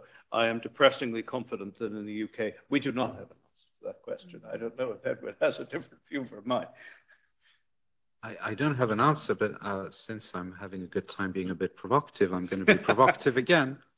I think we should mention much more often in public discourse and in political discourse the fact that if we were to enter the current war on Ukraine's side and directly go to the front line and shoot Russians, this would be legal. It would be lawful, completely under international law, because Ukraine has a right to have allies. We can choose to become Ukraine's allies. It doesn't matter that the war has already started. The fact is that Russia is guilty of the crime of aggression. It is unlawfully on Ukrainian territory. Ukraine has the lawful right to expel the invader. And we have a lawful right to assist the state that is being invaded. Actually, any country in the world can join the war on Ukraine's side tomorrow. It would be 100% legal. Whereas any country that supports the aggression, like Iran, North Korea, etc., that's 100% illegal. It's participation in aggression. So just to make that point, which is not a political reality, certainly not immediate, but the point is it's lawful. And I think it would be jolly good if a lot more politicians just said it in the media. You just say it. You're not advocating necessarily intervention, but you could say it. Just remind people of that reality. Remind people. Yes, yeah. Exactly. I'm going to jump on some of the points that Sarah made earlier, and I'm going to use and abuse the 4C, 5C, 6Cs framework. Okay, so the starting point was capability, credibility, communication. And then Sarah, of course, very rightly added capacity, right? I mean, do we have enough munition? No, we don't. And the Russians have lots of munition. We've been struggling, but progress is being made. But it is true that there are alarming reports about how long we would last if we had to fight with the intensity that the Ukrainians have had to fight. And it's not just about how much ordnance we produce. It's also, we've also discovered that some of the systems that we believed were good enough for high intensity warfare, actually the wear and tear gets pretty bad. Some systems have been revealed to be better than others. This is something for military specialists, but that's something to take into consideration. A lot of countries are in the business of producing more artillery shells, among others, bringing back home or redeveloping the supply chain for producing explosives. France is doing it, the UK is doing it, several other countries. And that's important as well. There's a war economy connection here. We cannot be reliant on China or some other countries that are not reliable for important parts of that supply chain. We need to be able to produce our own explosives, our own ordnance, all of that. So that would bring us, I had 4 C's: capability, credibility, communication, and cohesion. You add capacity. So that's 5. Cohesion breaks down into 2 things. So this is another point from Sarah. I meant cohesion among countries, so the strength of an alliance, but obviously Sarah, of course, raised the incredibly important point of cohesion within our societies, whether we can mobilize our people and whether we fall apart. And it is absolutely true. The Ukrainians have really given us a shining example of how people can cope in a context where state capacity is not always great, where there's all sorts of challenges. But ever since 2014, so many voluntary efforts to get supplies to the front line, with soldiers complaining, I don't have this kit, that kit. And all these voluntary efforts that still go on to this day have been absolutely remarkable. And of course, Israel has an extraordinary degree of cohesion, but naturally you have a national service model and everybody does military service and it's a small territory and you have a very specific history naturally. So that's very specific. I think, and you know, within Europe, I mean, we have Nordic and Baltic nations that have, aside from the issue of specific minorities, that do have some of the benefits of that higher cohesion. And you can see it's not a coincidence. In the Nordic Baltic region, you're more likely to find relatively credible total defense concepts. Smaller populations, quite distinct national identities, also a historical trauma, not the same as that of the Jewish people, of course, but nonetheless, a sense of being small and vulnerable and that you really need to stick together. Otherwise, you're going to be in terrible, terrible trouble. So cohesion really breaks down into these 2 things. And I'll add a 6C, which is compensation, because it has to start with a C, but by that I mean offsets, right? So the way that our American colleagues addressed all of these problems, notably having to face the Soviet Union and its superior investment in capacity, was to try to do technological offsets. And we are an technologically advanced continent, and we do have a lot of money. So we can play the game of offset as well. And Ukraine has played the game of offset, even though it's a very small economy. So we can do that too. We have no choice. We have to embrace the drone revolution. But I have on my list here, think of directed energy weapons. The UK has had some very, very interesting recent results. By God, we should embrace this and accelerate it. But we have to have systems that enable us to embrace innovation. And there's been a lot of work on this on the NATO side. There's Diana and NIF, etc. And there's defense innovation work on the EU side and national side. As a matter of fact, I was involved in some of that on the NATO side some years ago. So lots of great speeches. But the point is, we do need to find a way to be readier on very short time horizons. I'm terribly concerned when I hear, yeah, well, maybe the Russians will be ready to attack us in 2030, so we have to be ready by 2030. That's terrifying to me to hear that.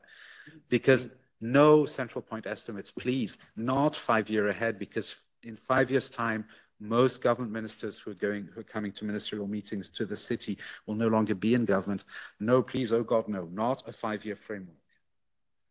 We have to have at national and EU level a concept of what we can do within the next 6 to 12 months to increase our readiness and our ability to defend ourselves, and what we can do within 2 to 3 years, 5, 6 years, 10 years plus.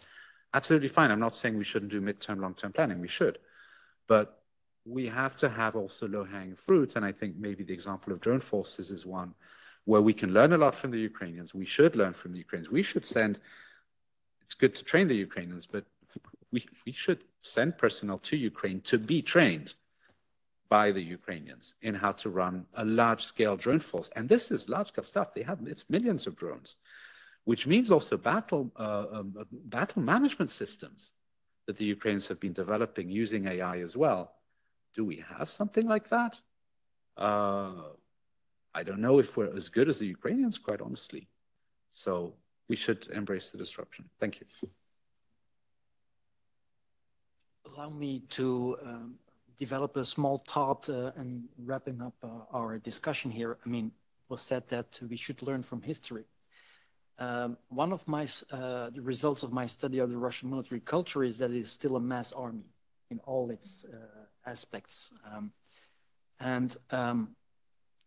Shouldn't we return a little bit in Europe more to that concept, so that we have the capacity, or our states, our civil societies, and so on, are more, directed towards a defense and security mentality that is related with the mass army concept from the past, so that James Macron sending the French forces not just as a signaling but as a sustained operation, so that we have the capacity and the capabilities of not just for a couple of weeks sending their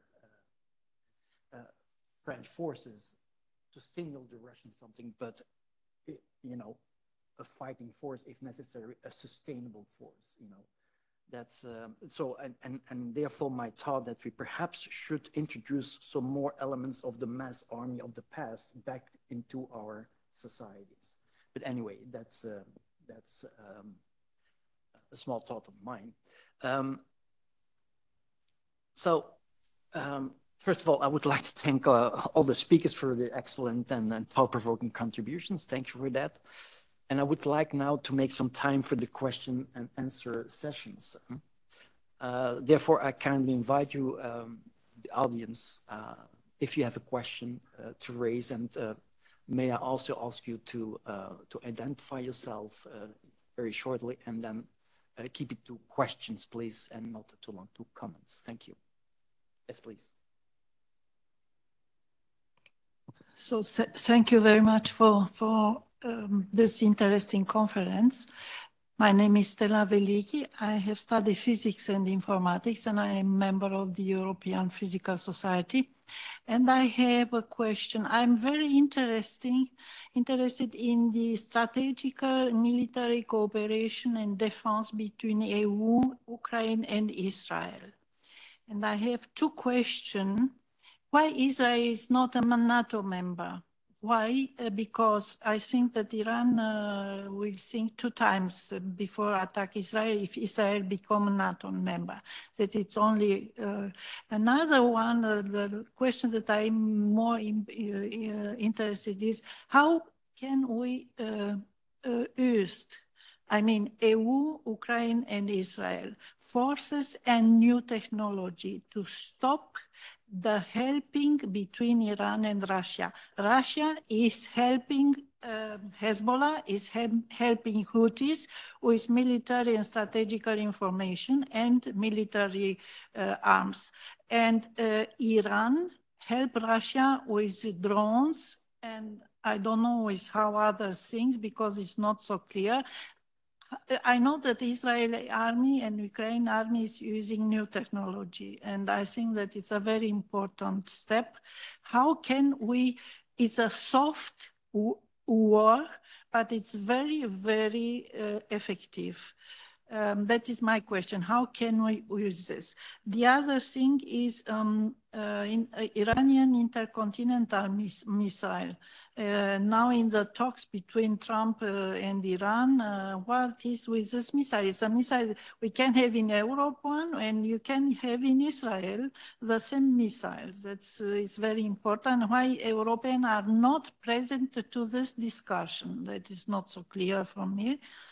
And last question is, Russia has now military troops concentrated to near the Finland frontier, and they are saying they are doing some military, I don't know, exercise. They say the same things when before to attack Ukraine. So my question is how Europe see this concentration, how Europe is doing against this. You can respond, Sarah? Maybe I will take up the questions related to the Middle East, and then I'll leave it to you on the Finland and the Baltic states. Regarding Israel and NATO, historically NATO was established to counter another threat. And historically, Israel has not been invited to this alliance for clear historical reasons. And I would, I mean, when in my career, I had many discussions within our community in Israel about NATO-Israel cooperation.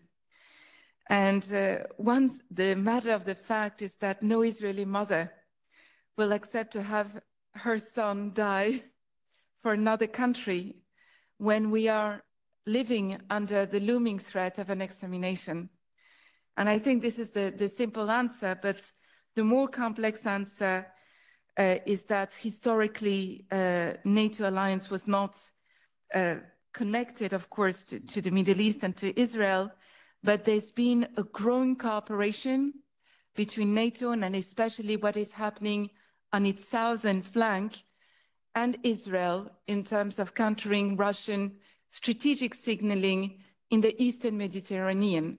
So you have a growing and more complex relationship and exchange of ideas between NATO and Israel to counter that common threat.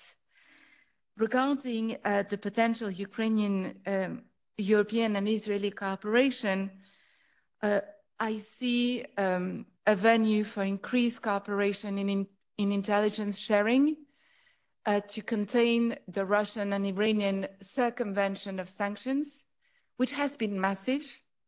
I have to say that they've been able to really evade and escape the sanctions more effectively than we thought.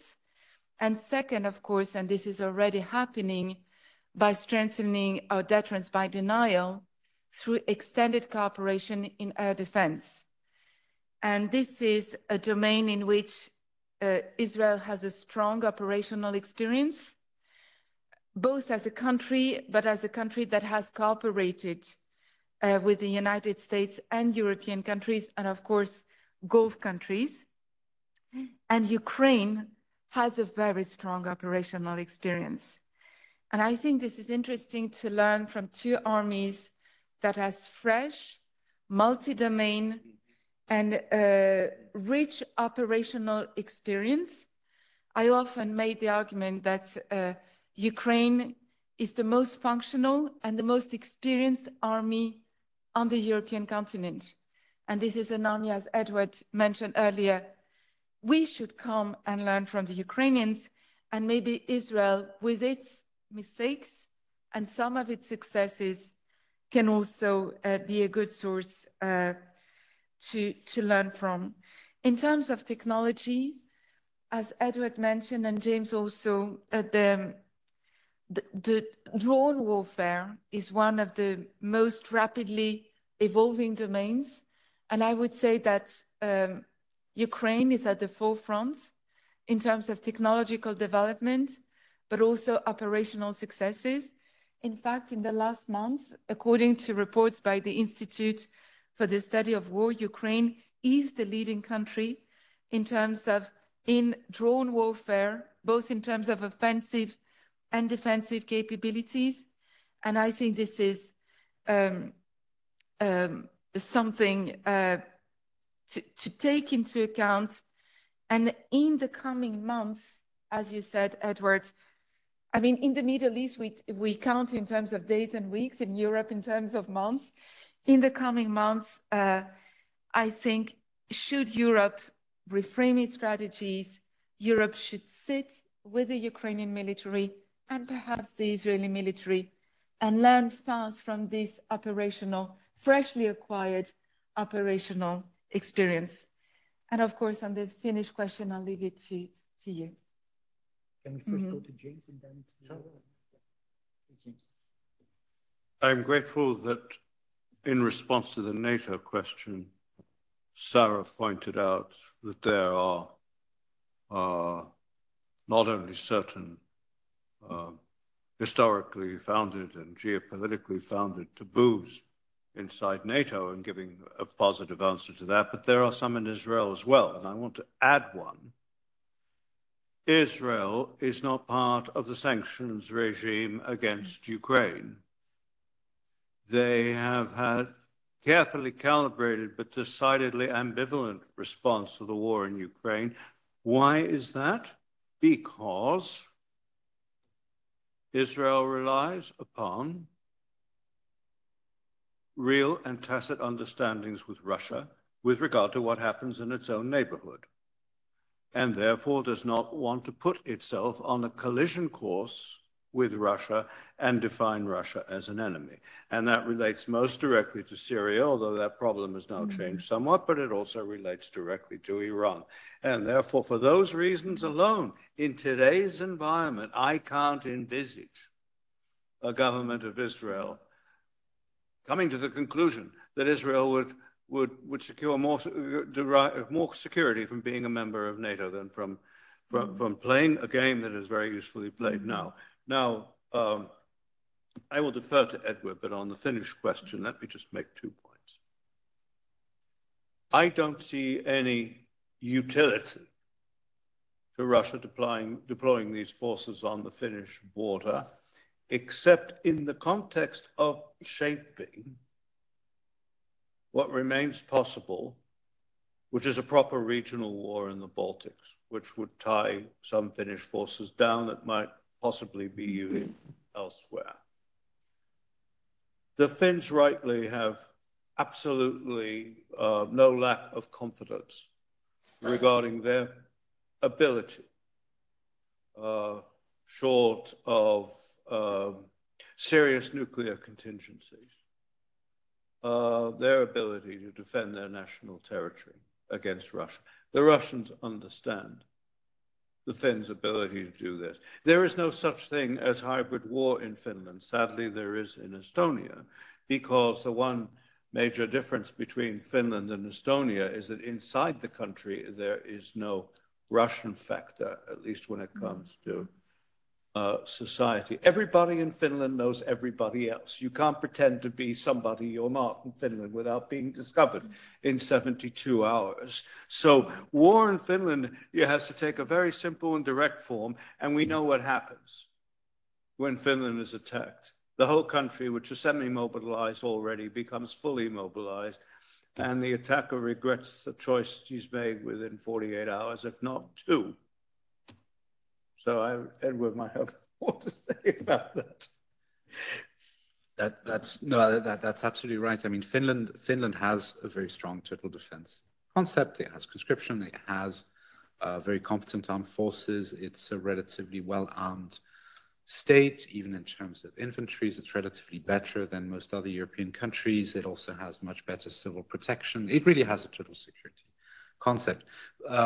For those who have visited Helsinki and who've had the luck of having a bit of a tour, there's some amazingly large underground facilities which are really quite ample and which Finland developed during the war. So really all aspects of warfare. Oh, another example is the Finns have something called NATO, which is basically a security of supply agency for all the goods and services that matter for the continuity of every function of the country, not just military, but also civilian. I have a very good friend of mine who was a senior official there for many years. It's amazing how good the Finns are at that kind of thing. I mean, they've been thinking about supply chain security, for a long time, and they never stopped doing it.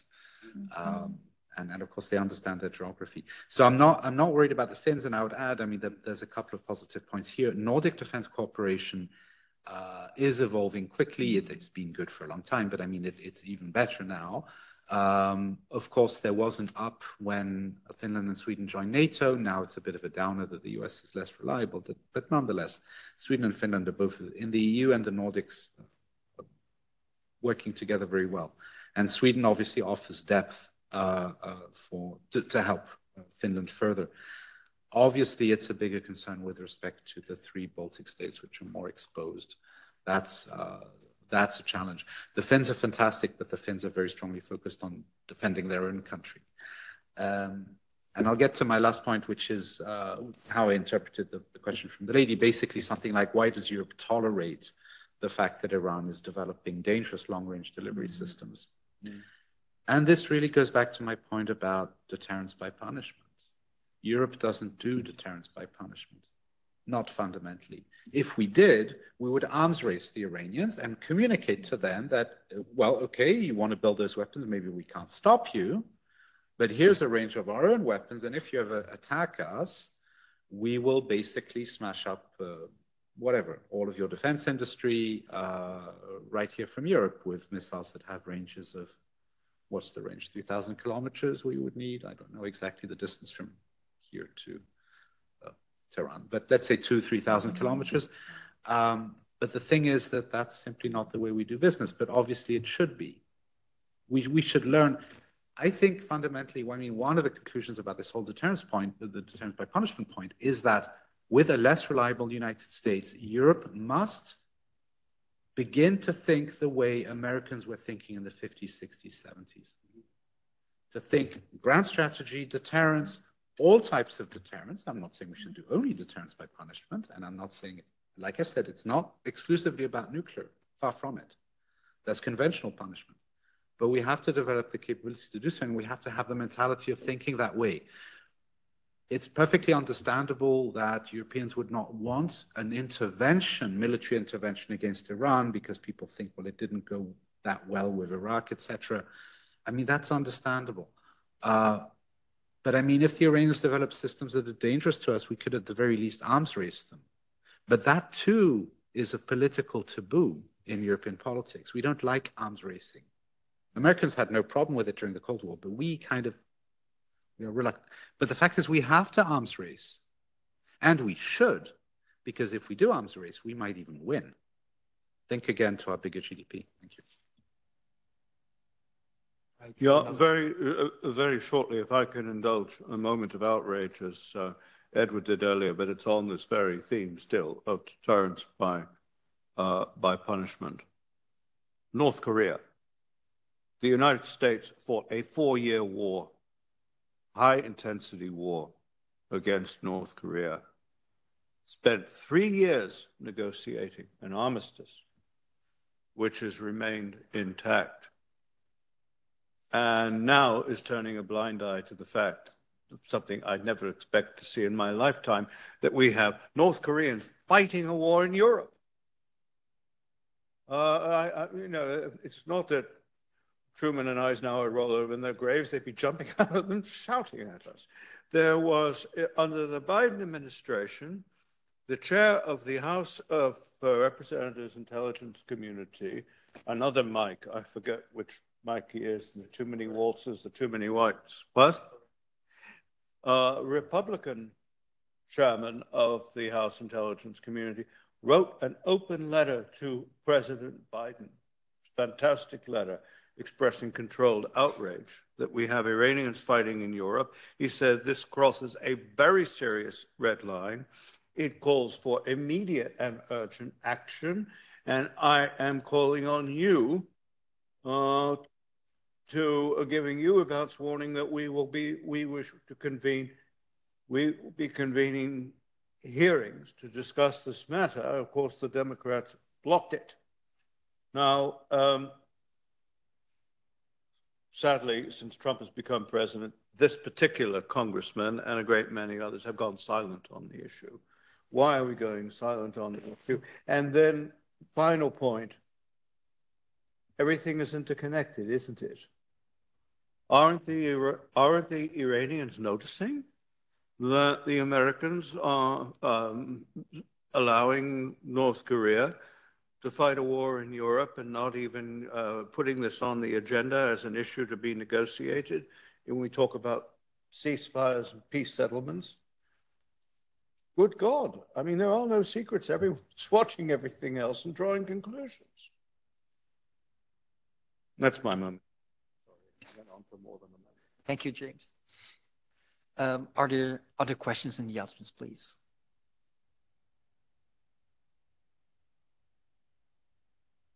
Yes, please, sir. My name is Matthijs Schusser. I'm the director of ELNET EU and NATO, and we're very happy to partner on this event with MEP Kols. Thank you very much for the very interesting remarks that you shared with us. I have a particular question, and maybe I'll just leave it open to whoever wants to answer. But earlier on in the discussion, we touched upon the United States and their role with regard to Russia and also Iran, and how everybody is looking how the cake will be divided and who will eat it first. But I would be interested to hear also from you. Where do you see Europe fit into this dividing of the cake? Because it's, at least from my perspective, it seems that the European Union, the European member states do not always have a very strong or aligned position when it comes to Iran, to Russia much more. But obviously this whole context is becoming more complex also with the new administration in the US that has taken a different approach. So maybe you would be willing to share some of your reflections on this particular point. Thank you. The one encouraging thing that is happening, that needs to happen, is there's been a marked diminution of the distinction in defense terms between EU and non-EU in Europe. And at this point, there's no proper place for such a distinction. I mean, the European defense without Britain does not make sense. And there are a whole host of other areas. And what is happening in the United States should be accelerating this. There is, a host of increasingly compelling reasons why Europe needs to build tangible capabilities to be able to pursue our own, maintain and defend our own interests by military means in a wider range of contingencies, if necessary, without the United States being present. So I see this as an imperative.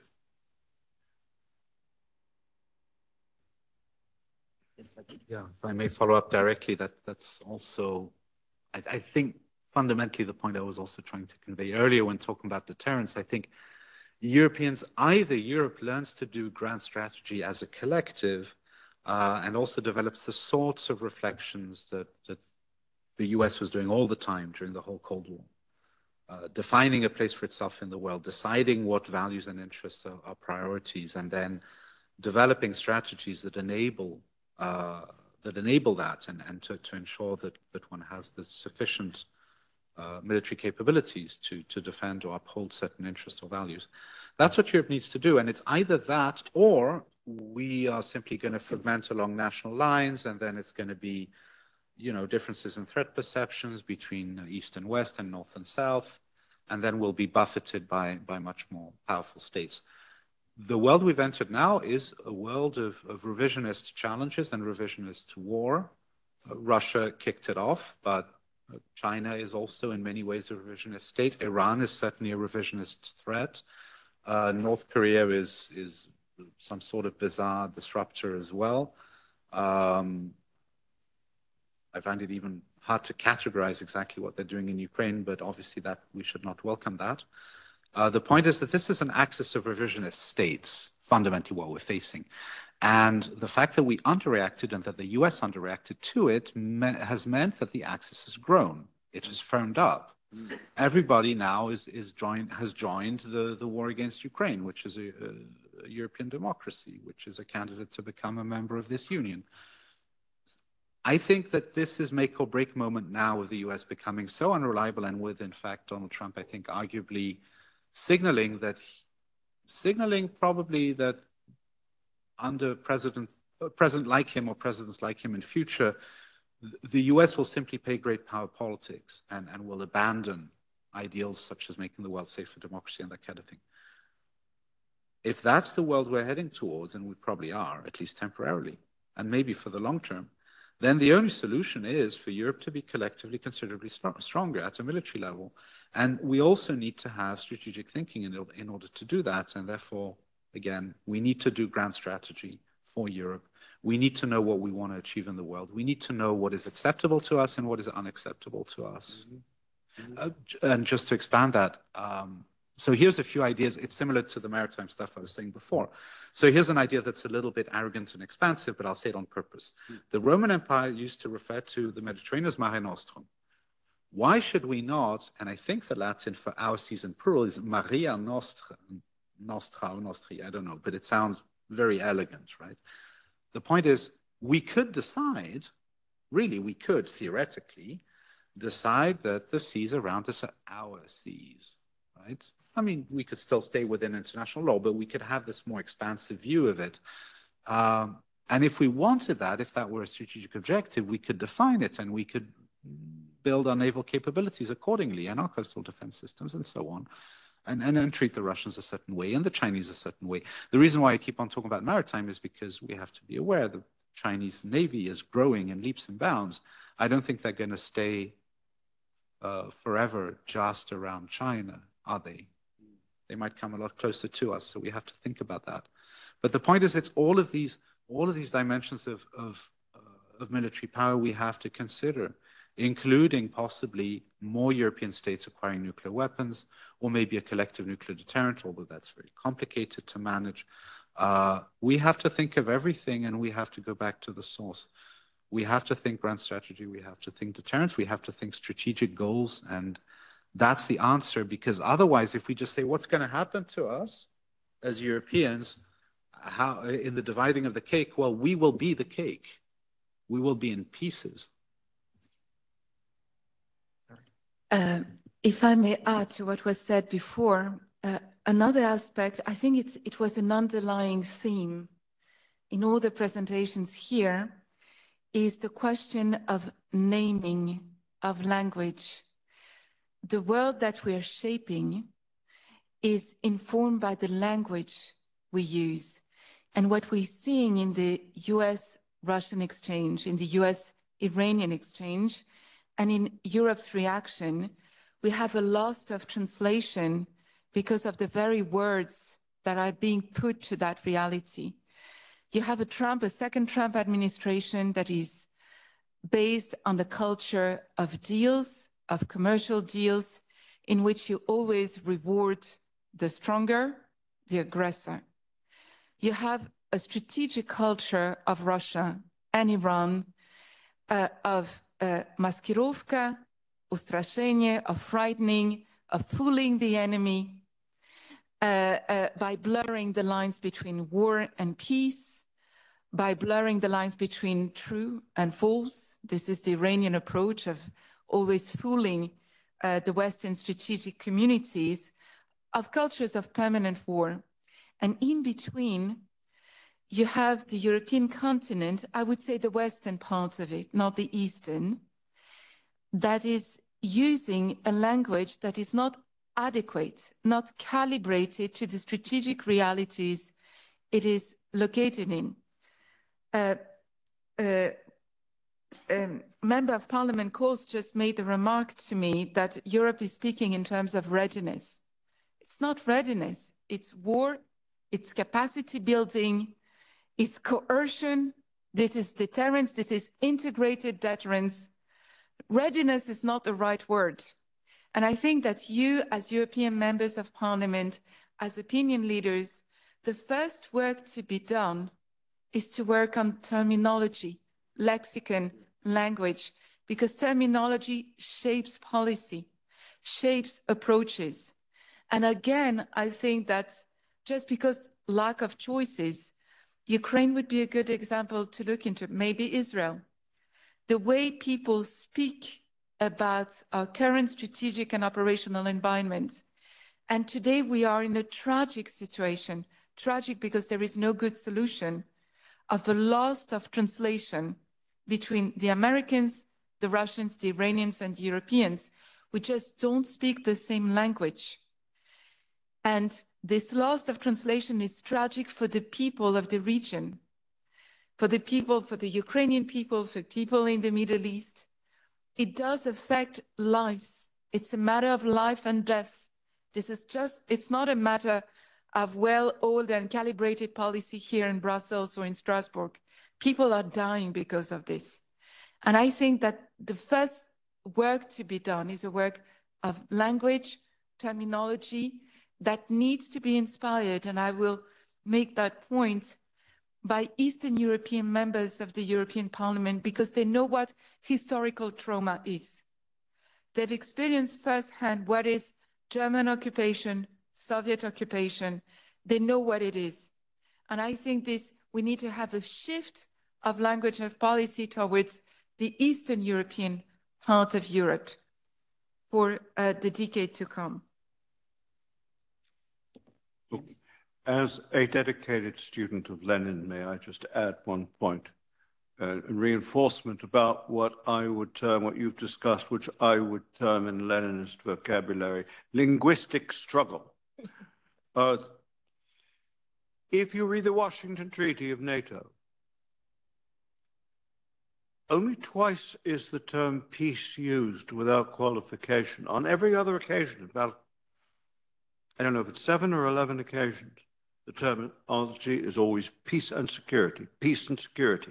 Why then are the spokesmen of this alliance today, people from this alliance today, talking about peace constantly in the context of this war, as opposed to saying the basis of our entire alliance system is the premise that countries have a right to be defended. We are interested in, there is the essential legitimacy to national and collective defense, and that is what we are trying to pursue. Peace is one of the most perilous terms that has ever been utilized, has been understood since the ancients. The fact is that there's been more atrocity and slaughter and liquidation and monstrosity committed in the name of peace as much as committed in war. Thank you. We have time for one more question. Is there still a question in the room?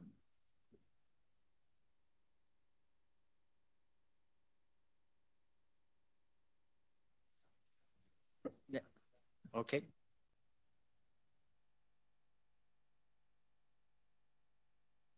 the speakers for sharing their experience and perspectives for us today. Thank you so much, James, Edward, and Sarah. Thank you so much.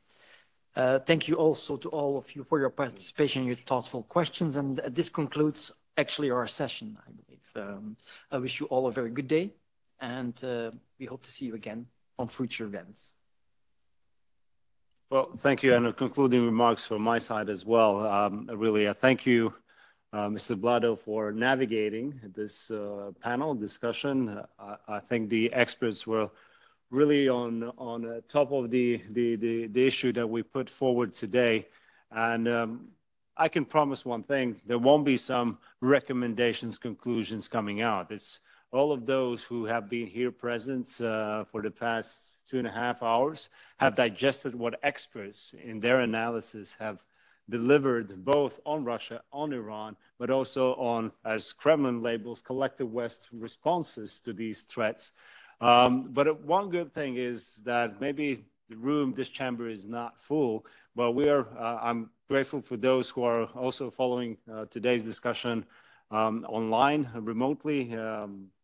My assistants just reported we have reached almost more than 1,000 viewers. So it means, and it's an evident that this issue, this theme that we have put forward is timely, essential, and topical for general public, for European citizens as well. And as I mentioned, this is one of the series of discussions, so we can conclude today on Russia-Iran axis, but the axis is much broader. The next one we will focus in autumn, it's on Russia and China. James mentioned the presence of the North Koreans in Russia fighting Ukraine.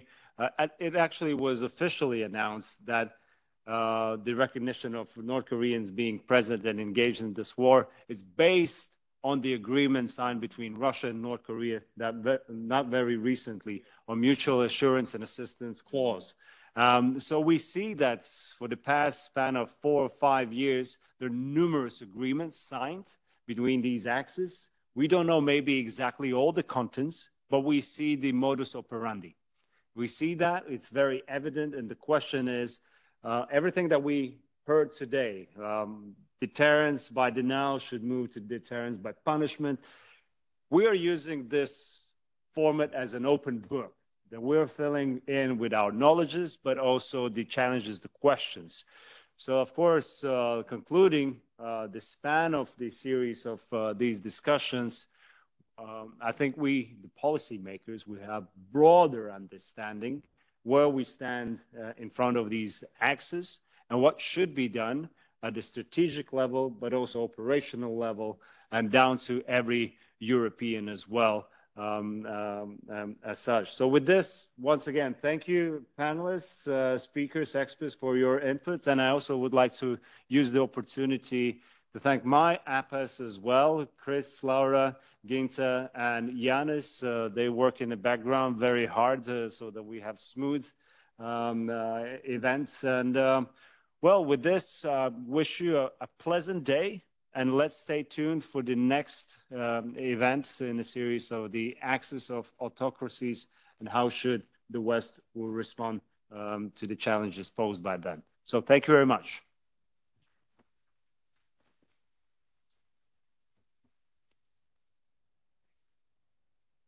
And Edward, I'm pushing for EU to establish, so we have the banking union, energy union, seas union. Baltic, Adriatic, Mediterranean. We have our own legal framework, what you can do in those seas. And it's according to international. It was in the early 90s, it's called intermario. So it's 3 seas initiative plus? No. What's different? It's the one, the challenge is there's a lot of European